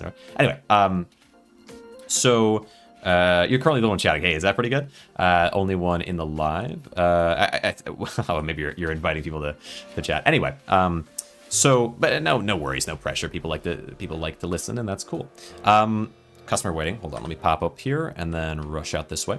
So where am I going with this? Anyway, so this person is they want this lifted up with a crane, which okay, and they were able to get what they wanted. Gosh dang it! And set it was a robot arm, and generally speaking, robot arms. They are like, you got like a big base for it, and then you've got an arm that like cranes up and out to be able to like pick something up and move it and put something down. But it's bigger. It's like where I said the arbor press is as big as a fully grown person. This thing is a lot bigger than that, and it can reach out way bigger. It's like, and so it's heavy, really heavy. It's made out of, I don't know, I want to say steel or something. Like the arm part itself is, they're big, quite big, and they want this picked up, and I think they were willing to do it. They picked it up. They started to lower it down. They set it on the truck. They let some of the weight on there, and the truck started to go down into its wheels. And then and they were like, "We're gonna stop. This isn't a good idea, whatever." And the guy was like, "No, just keep going. It's fine." And they did set it down, but this thing was like haunched. Like this truck, whatever, was like down. And yeah, very stupid, very dumb. They ended out actually, I believe they couldn't get the truck to move, I think it was, or they maybe could, but it was just too much. And so they lifted this off, and it didn't go back to the same. It was bent. Whatever was in there was warped. So yeah, people so when I say this stuff is interesting and whatever, it's like, yeah, you might say like people know that stuff, but people who have trucks and move things sometimes don't know this stuff. 5,000. So it's cool to see. It's just cool to get a read on. 4,700. Okay, now let's go 4,500. All right. What are we at? 7,558. Okay. Right. Let's see. So yeah, it's I don't know. It's kind of cool. What am I working on right now? Sand, putty sander. Yeah. Okay. All right. But yeah, I feel like I've got some crazy stories. There's some that are like, there's some that are more disturbing, but not. I don't know if I personally like really got because I feel like in the year or so that I was really on the road, and I went back out a little bit, but not much after that. I mean, some. But anyway, in the year or so that I was actually like solidly on the road, I don't really feel like there was anything super horrible that happened because I've heard so many like horror stories of how bad things can go because. Well, actually, let's see. Not me personally being there, but yeah. There's really bad stuff that can happen because you're working with really massive machinery sometimes, and people are really dumb. Maybe that's me. No, I should say, right? I should say people can be careless, and that's true. That's true. That's also true. I can say either one, but that's also true. Both are kind of true. I got to be honest. But anyway, so yeah, like people will do some stuff that like. There's like a lot of habits people might have, like a very common habit, and it went horribly wrong, and I'm not going to explain how. You can imagine, I suppose, if you'd like, but you don't have to, But anyway, there's like a habit a lot of people have is that if you're picking something up with a forklift, something that's capable of, generally even the smaller ones are capable of like 3,000 or so pounds worth of capacity. 3,500 is probably the most common like normal forklift. There's ones that are like really, really big that can lift. Way more than that. But even smaller ones, like people will put their hand on the object being lifted because they want to guide it. Because if it starts to tip, maybe they can push back. But it's like, you got to understand this is like thousands of pounds. You can't budge this thing. And in theory, like let's say it's a very light, little bit of movement, and it's just shifting just a little bit. I guess maybe you could have some amount of help to it. Like, not really, though. I think part of it's kind of subconscious. People but everybody does that, basically. Everybody does that. It's crazy. I mean, part of it, too, is like, okay, if I'm driving a forklift, and I can't really see past the thing I'm looking at, but I've got to get this out to your truck, and I've got to go around poles and whatever else, and I have driven a forklift, and again, like, you really should be insured to do it. There's probably good reasons for it. And forklifts are a pain to drive. Anyway, so they suck because, like, a big part of why driving forklifts kind of sucks is when you start a forklift and take your foot off the brake, a lot of the time, it depends on the forklift. Some forklifts, you have to have your foot on the brake to start it. Maybe even all of them. I don't know. I don't know if you have to do it with all of them, though. But I know that some of them have, like, some weird... Like, so, for example, some of them I think you have to have maybe a seatbelt in, or you have to do some specific thing, where most of them are pretty easygoing, but you might still have to have your foot on the brake for all of them. I'm not 100% on that part. Because I haven't driven every forklift. But, and maybe some of them that I have driven, you didn't have to. I don't know if I remember for sure. But I think I have driven some where you did have to, though. Anyway, so you have your foot on the brake. You turn the key, and forklift comes to life. And then you have like all the, like you have a lever for raising and lowering the forks. You have a lever for, I think there's like pulling back and forward, but that doesn't seem like it makes sense in my head. Anyway, you have these different levers, and then most importantly, you have the brake, you have the gas, and you have the wheel, which generally has a little knob on it that you can use to like maneuver the forklift without having to hold on to the wheel properly. I think they all have that. Okay, let's go here.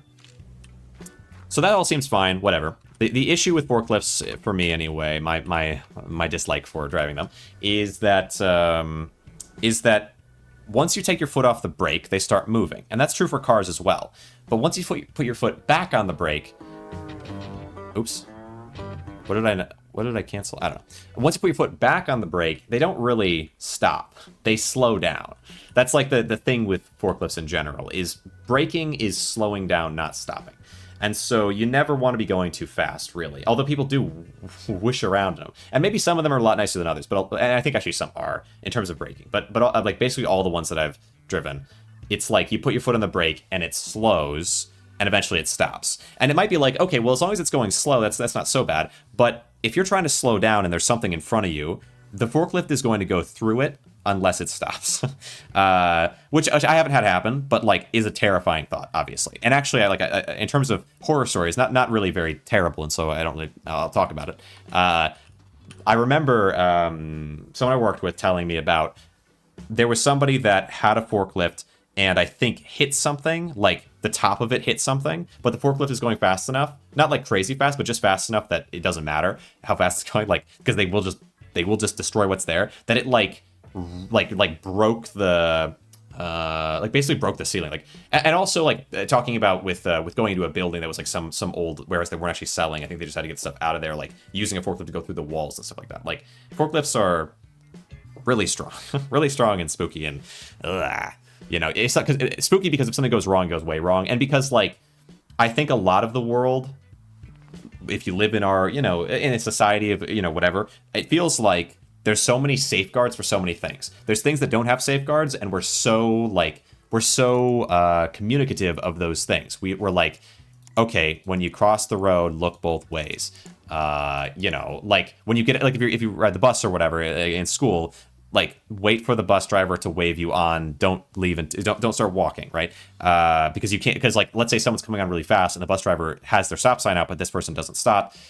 The bus driver waits until that person's through and then can wave you on. But as a kid, you don't necessarily know that. Or maybe someone whips around the bus driver because, you know, people do that even though they really shouldn't. And they can get in a lot of trouble, and they probably do get in a lot of trouble. People still do that stuff. So you wait till the, you know, like you have these things that you're told from a super young age that kind of keep you safer. You go into a warehouse like that, especially when they're kind of closing down, and you know everyone's just let's see, 10K post. Everyone's just like either losing their job, or basically everyone's losing their jobs, whether they're getting fired or like maybe they're getting like some kind of severance or whatever it is. So because of all of that, people just don't care at all. Like people drive down alleyways, they don't look. And like, okay, like there's a lot of ways to get hurt, a lot of things that can go wrong. You got to wear steel toe boots in these types of places, whatever, right? So, like for example, I remember like, if I wasn't wearing, I wore composite toe, which I was like a princess, okay, in terms of this stuff. Like I'm like fancy. I'm like, you know, I've got anyway. So because people wear, generally speaking, and of course, plenty of steel toe boots that are probably a lot better, but for the most part, steel toe boots are, you know, they hurt to wear, and they're uncomfortable, and they make your toes all pinched and whatever else. Anyway, I wear composite toe, which is a lot thinner of a plate on the end, which makes it a lot more comfortable to wear. And just generally they were decent shoes. Anyway, so wait, I can buy another vehicle as well. What do I want to buy? I mean, this thing, actually, I kind of want to sell this thing first so we can get a bunch of money and buy something huge. Buy something huge, and then with whatever money is left after that, then we buy something to be my next driver, you know, my next car. Okay. Well, okay, yeah, probably do that.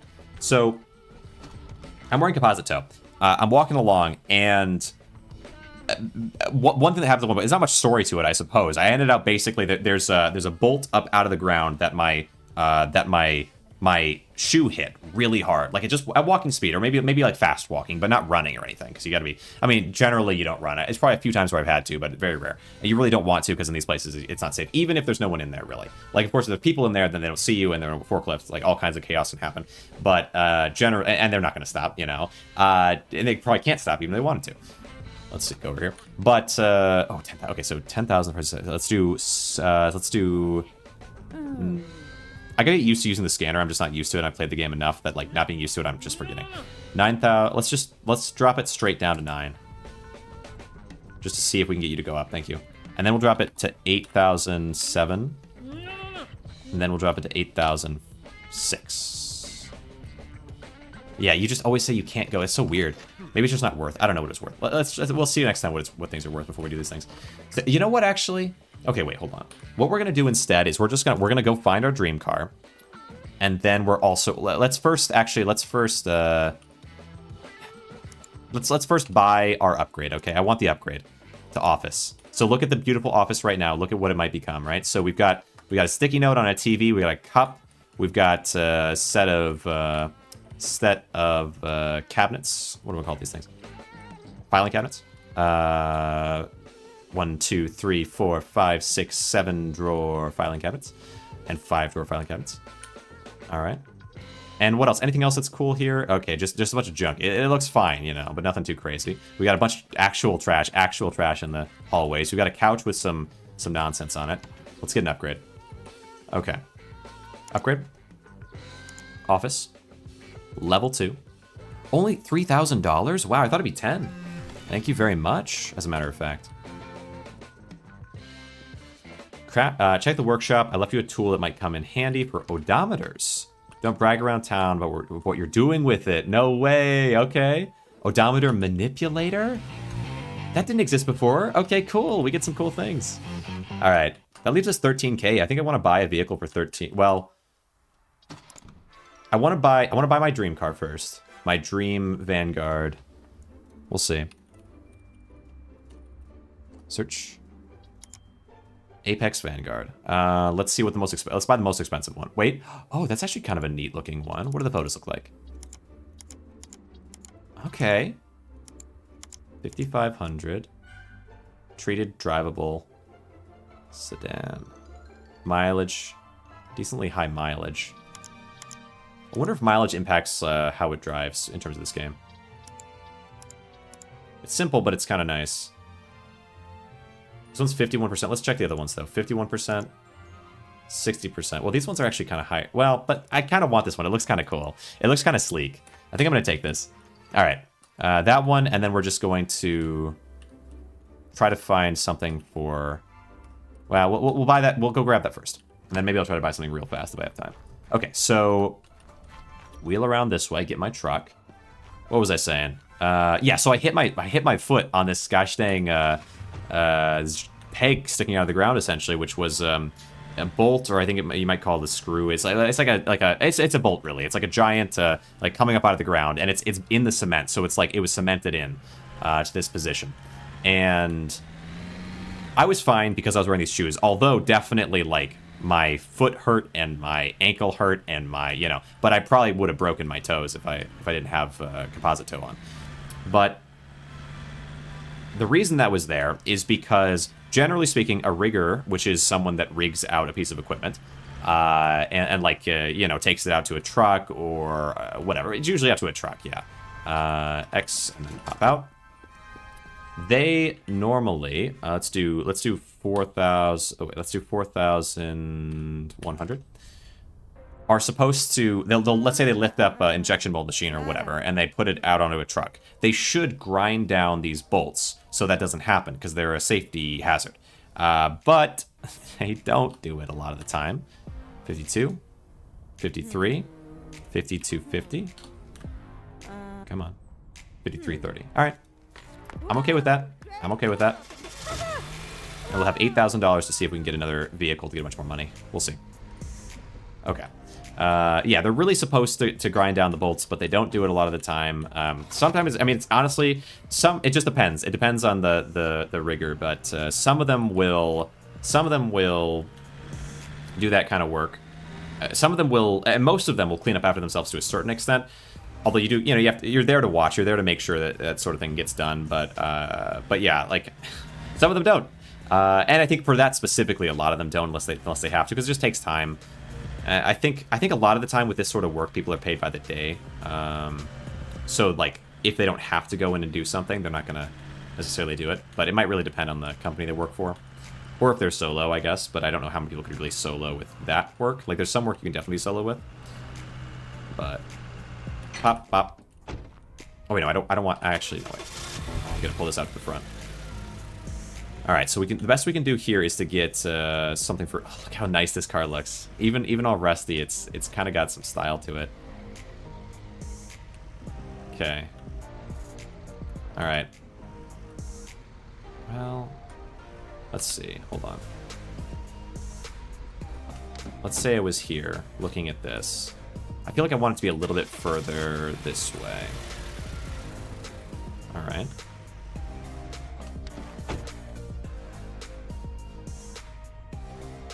Okay. I definitely don't mind this. Yeah, this isn't bad. Okay.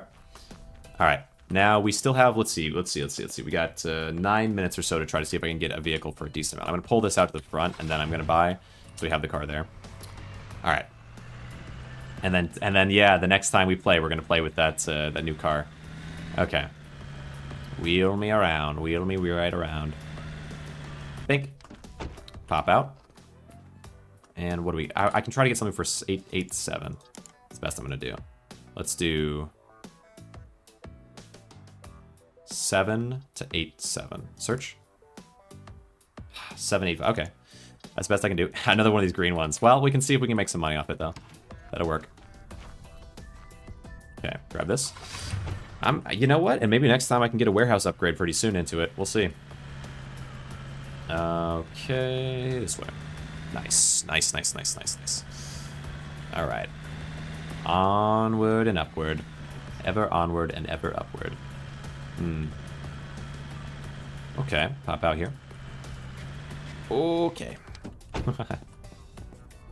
And let's see. 785. Let's do 6 7. 6 6. 6 6. Try it. You really went for it. Okay, 6 8. Let's do 6 7 00. 6 7 60. 6 7 20. 29. Nice. Give me this. Okay. Good. Right. Sprint. This one, X, pop out. You take me there. Very nice. Very nice.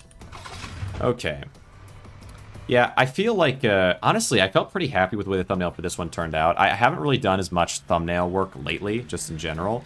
Like, because, well, probably because, like, the roguelike stuff is kind of not happening as much, and I feel like I really want to focus with these collaborative things, not so much on the performance as much as on, like, my own comfortability and ability with it, and trying to, like, because I feel like if I can make it up to a certain level of quality, then it's like, okay, then I can try to worry about, you know, how is it performing and optimizing and so on.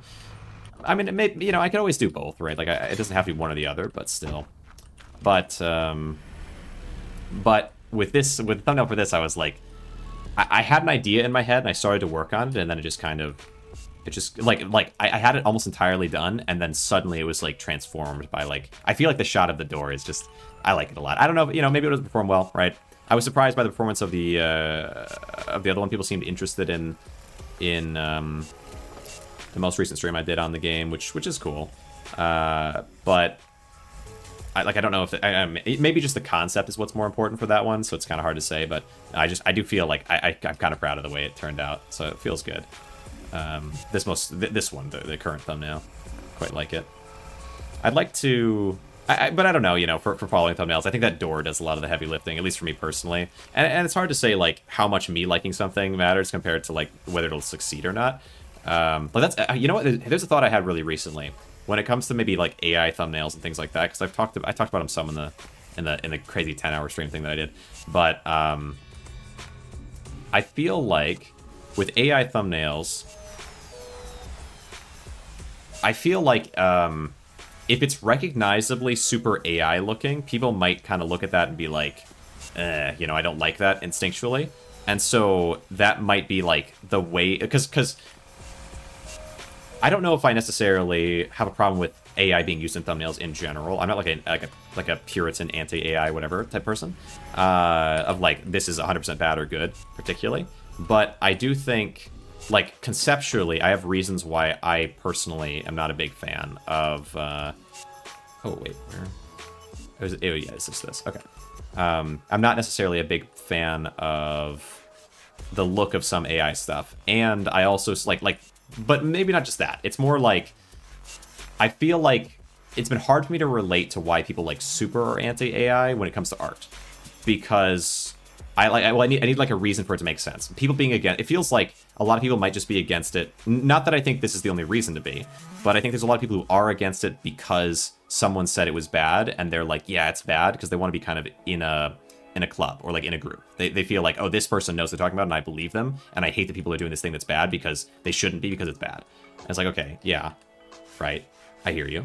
Or like they hear something and they just agree with it, even though they don't know what the heck it means. Like something about like creativity or ingenuity or something, and like the destruction of learning, or I don't know what it is exactly, or that it's stealing from somebody, right? Like all of these ideas, and like, oh yeah, that's true, but they don't really know why or how, but they feel that they do because someone said it and they believe them, and they maybe can repeat a few of the lines they gave. But for me personally, it's like I don't feel like any of those things are good enough reasons to just agree with that necessarily. So like the reason that I've come to for why I think some AI or the way AI can be used can be kind of negative, or like I actually just don't like it for a reason, right?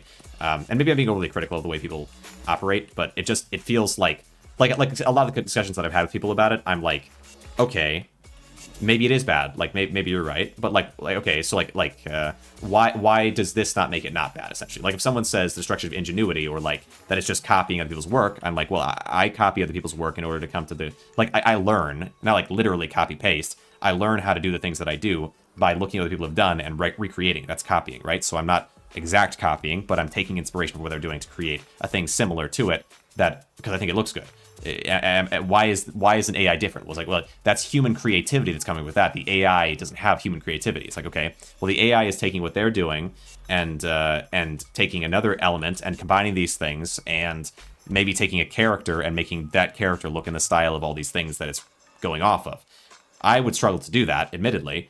That would be the goal of what I'm doing. I would just do it more poorly. So, but like, if I did that, would I be not using human creativity? Because like I feel like I would have to, like I feel like you would say that I am, because as a human I'm taking all these different elements and I'm mishmashing them together, and you would say the AI isn't, because the AI doesn't like mishmash them, it just flat takes them and uses them in the same, like it does it more scientifically or exactly than a human would, and therefore it's not creative, like which seems arbitrary to me, because just because we have more inaccuracies doesn't like what it just doesn't, that to me, that just I don't get it. Okay, fine.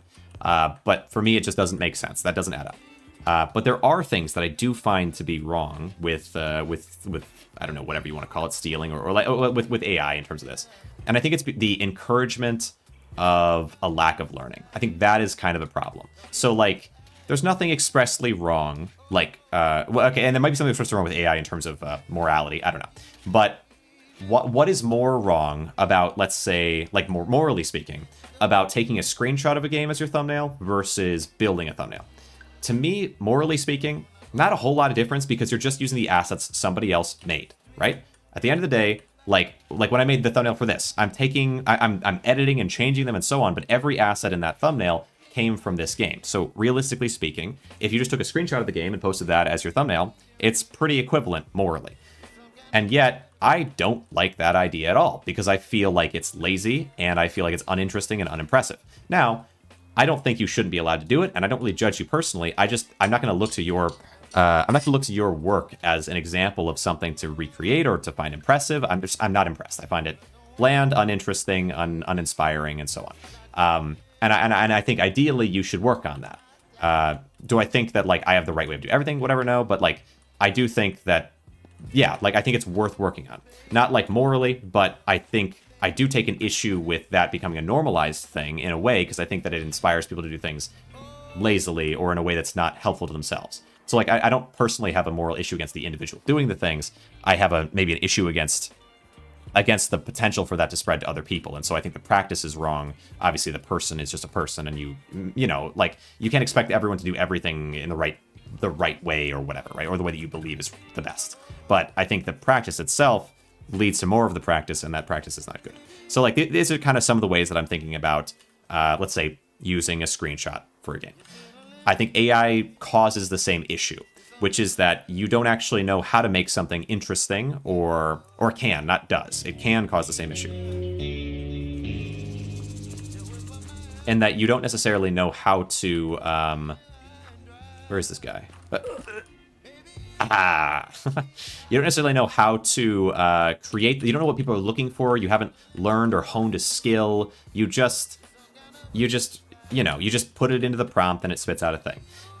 I think a distinction there for me then is that someone could, they don't have to, but they could, and I think it's better if they do, they can prompt the AI in certain ways, take the prompt from that, cut that thing out, or maybe the AI pre-cuts it out, whatever, and then they do the shading, they do the positioning, all the same things. Because realistically, what's the difference between what they're doing and what I'm doing? Not really anything, because I didn't create the assets for this game, and they didn't create the assets for the AI. They just asked it, and it spit out a thing. So I think the important part is the component of working on it yourself and formatting it yourself so that you understand how it works and how to improve it.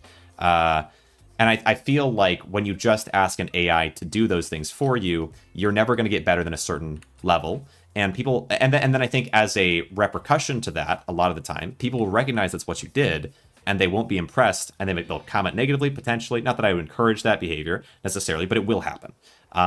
And they might not click on the video because they're like, this is just slop, right?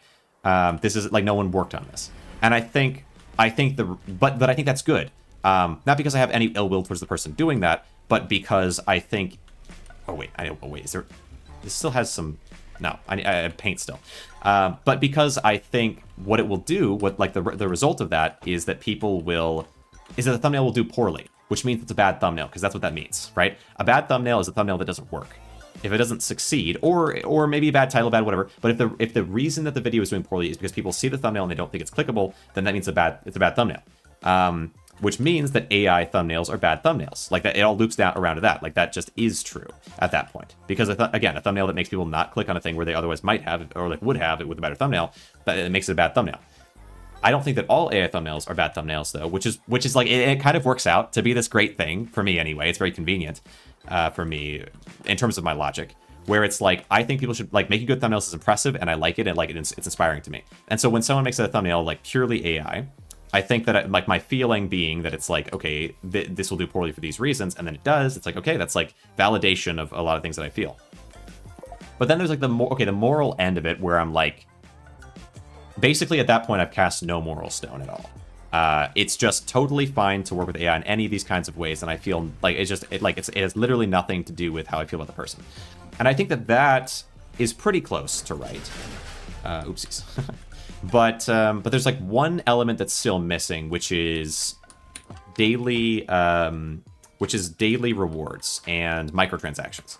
That I think let me see it a little bit more, where it's like maybe all these things are true, and I'm able to say like, okay, here's what I don't like about AI and the way that it can kind of influence thumbnails, the way it can influence things within an area that I understand better than maybe just pure art. There's still something missing, which is that I don't at all then understand where someone's coming from who is morally against it. Like, I can say, like, hey, I feel for you because you seem to be very passionate about this, but I don't get it at all. I don't understand why. But, like, I can be empathetic and be like, yeah, you know, I can see that it matters a lot to you. And obviously, I don't like people not feeling good, especially if they're, like, I'm friends with them or something. Let's go to sleep so that we can sell them. No, I did take pictures.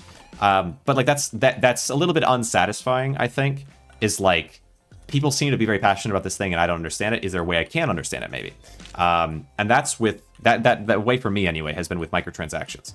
I find microtransactions in games to be quite frustrating because there is a thing that I really, let's say, love or care about, which is let's say roguelikes and deck builders and things like this, like certain genres of games that I've come to know very well, to talk to so many developers in tower defense, whatever, indie gaming, let's say, as a whole. I've come to talk to a lot of developers over a span of time, and I care a lot about these genres. There's something about them that doesn't seem to exist in larger AAA games. I mentioned GTA before. The counter, or like the question was, like, I mentioned GTA and like microtransactions and big companies and so on, and I think Veterans was in the chat and was sort of like, oh, GTA has microtransactions? And I'm like, oh, I don't know. I looked it up. They have GTA Online, which is just GTA 5, like online, essentially. And they made, I think it was in 2019, they made, was it 600 million or something? I forget exactly. They made like a lot of money. I feel like it.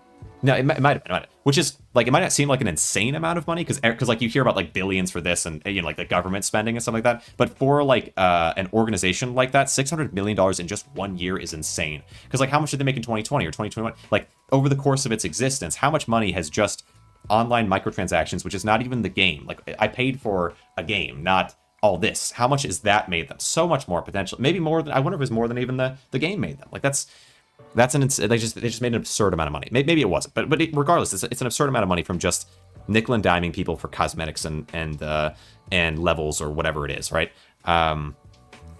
Okay, let's see. So, and I think it's like a low quality, but which is okay. Like if you're into that game or into those types of things, that's okay. But like when I look, and that's like a different that in that industry, it works because that is the best. Like GTA 5 is like one of the best of the types of games that it has ever been. Like it's insane. And so it's like, okay, that whether or not there's microtransactions, that is a really cool thing that they made, and that type of company can make. But I don't need Rockstar to make a deck builder, to make a roguelike, to make any of these things. I can get it from an indie dev who will pour all the time and effort and all this focus into the quality and the depth and the movement and the like all the and the music, and maybe they'll hire someone for like the music, but they're like with love handcrafting the story, and as one person or a few people or a team that is like honing in on this thing, and like that. The things that have been made have always been very impressive and often experimental that I've really enjoyed. And then I look at something, like Legends of Runeterra, for example, which is, I think, the prime example for me of like a company stepping in and like, I just want to milk all of these people for all the money they have for as long as they possibly can. I want them to get hooked to it. I want to take League and the way it works and the obsession and the time and all this stuff. And I want to take all the microtransactions, transaction understanding that we have as a major company, Riot, and I want to use that in order to make an insane amount of money from people who like deck builders, which traditionally don't have these things. They're normally filled with soul and filled like Inscription. It's like so much soul. There's so much creativity or whatever. There's so much character to this game. We'll take the people that love that. And we just got to take their love of deck building that has come from their love of that game and their love of that developer's creation. And we're just going to take that and we're going to take gambling, like all the studies and all the research that we've done into these things, put them together. They'll play it because they see the cards, but they'll stay and they'll pay because we've scientifically we've studied how to get them hooked, how to make it so they can't help themselves. To me, that's all pretty scummy and gross, and so I don't like Riot, and I don't like these big companies particularly. But if they were just staying in their own lane, like, hey, that lane is, I guess, for that thing. That's what people come to expect there. But like, just when I see them entering into deck building and roguelikes, no, I don't like it, and I push back it. So like, I think about that, like that, it's sort of a more emotional response, where it's not. I'm not just saying like, here's all the logical reasons, but that's all kind of expressed. But it doesn't matter, like logically. There's points where I wouldn't talk about it so much if I were just purely looking at it from a logical perspective. But I'm looking at it also from an emotional perspective, where it's like I think about the developers that are in that scene, and I think about all of these different people getting kind of pushed out of that. Like I can say that's like a logical end, but emotionally that also like I feel that. Like that's I think it's disgusting. It's not just wrong or like bad or negative or I don't really like it. It's like I think this is disgusting and I want you out.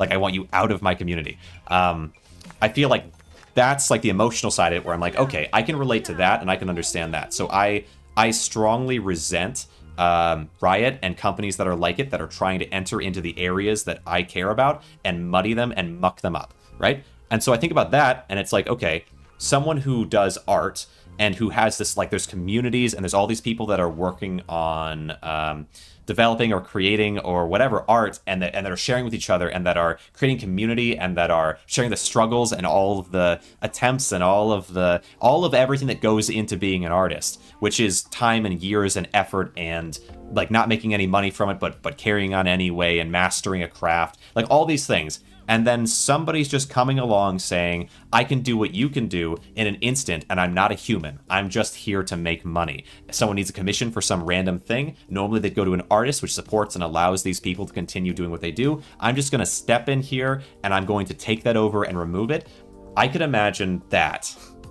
From the same mindset, from the same outlook that I have with gaming, with Riot, with all these companies coming in and doing what they're doing. That's what AI is doing to art. I think that's true. That's that's how I can relate. I wonder how right that is, because again, I don't relate at all to the way that people tend to communicate that issue, but that makes sense to me. Anyway, this has been Car Dealer Simulator. It's a blast. I really enjoy it. I think there's, I'm sure, more to come. So I hope you guys have enjoyed this one. I'm glad for those of you that popped in. I know Ivan Honest was here for a span, and I think Vetras popped in towards the beginning. I appreciate you guys coming in who were there during it, and if you're here after the fact, well, stick around. You know, I appreciate you popping in as well. Hope you enjoyed all my rambling. I very much appreciate all of you here. All right, later on. See you next time. Tomorrow, as a matter of fact, with Repo. Later on. See ya.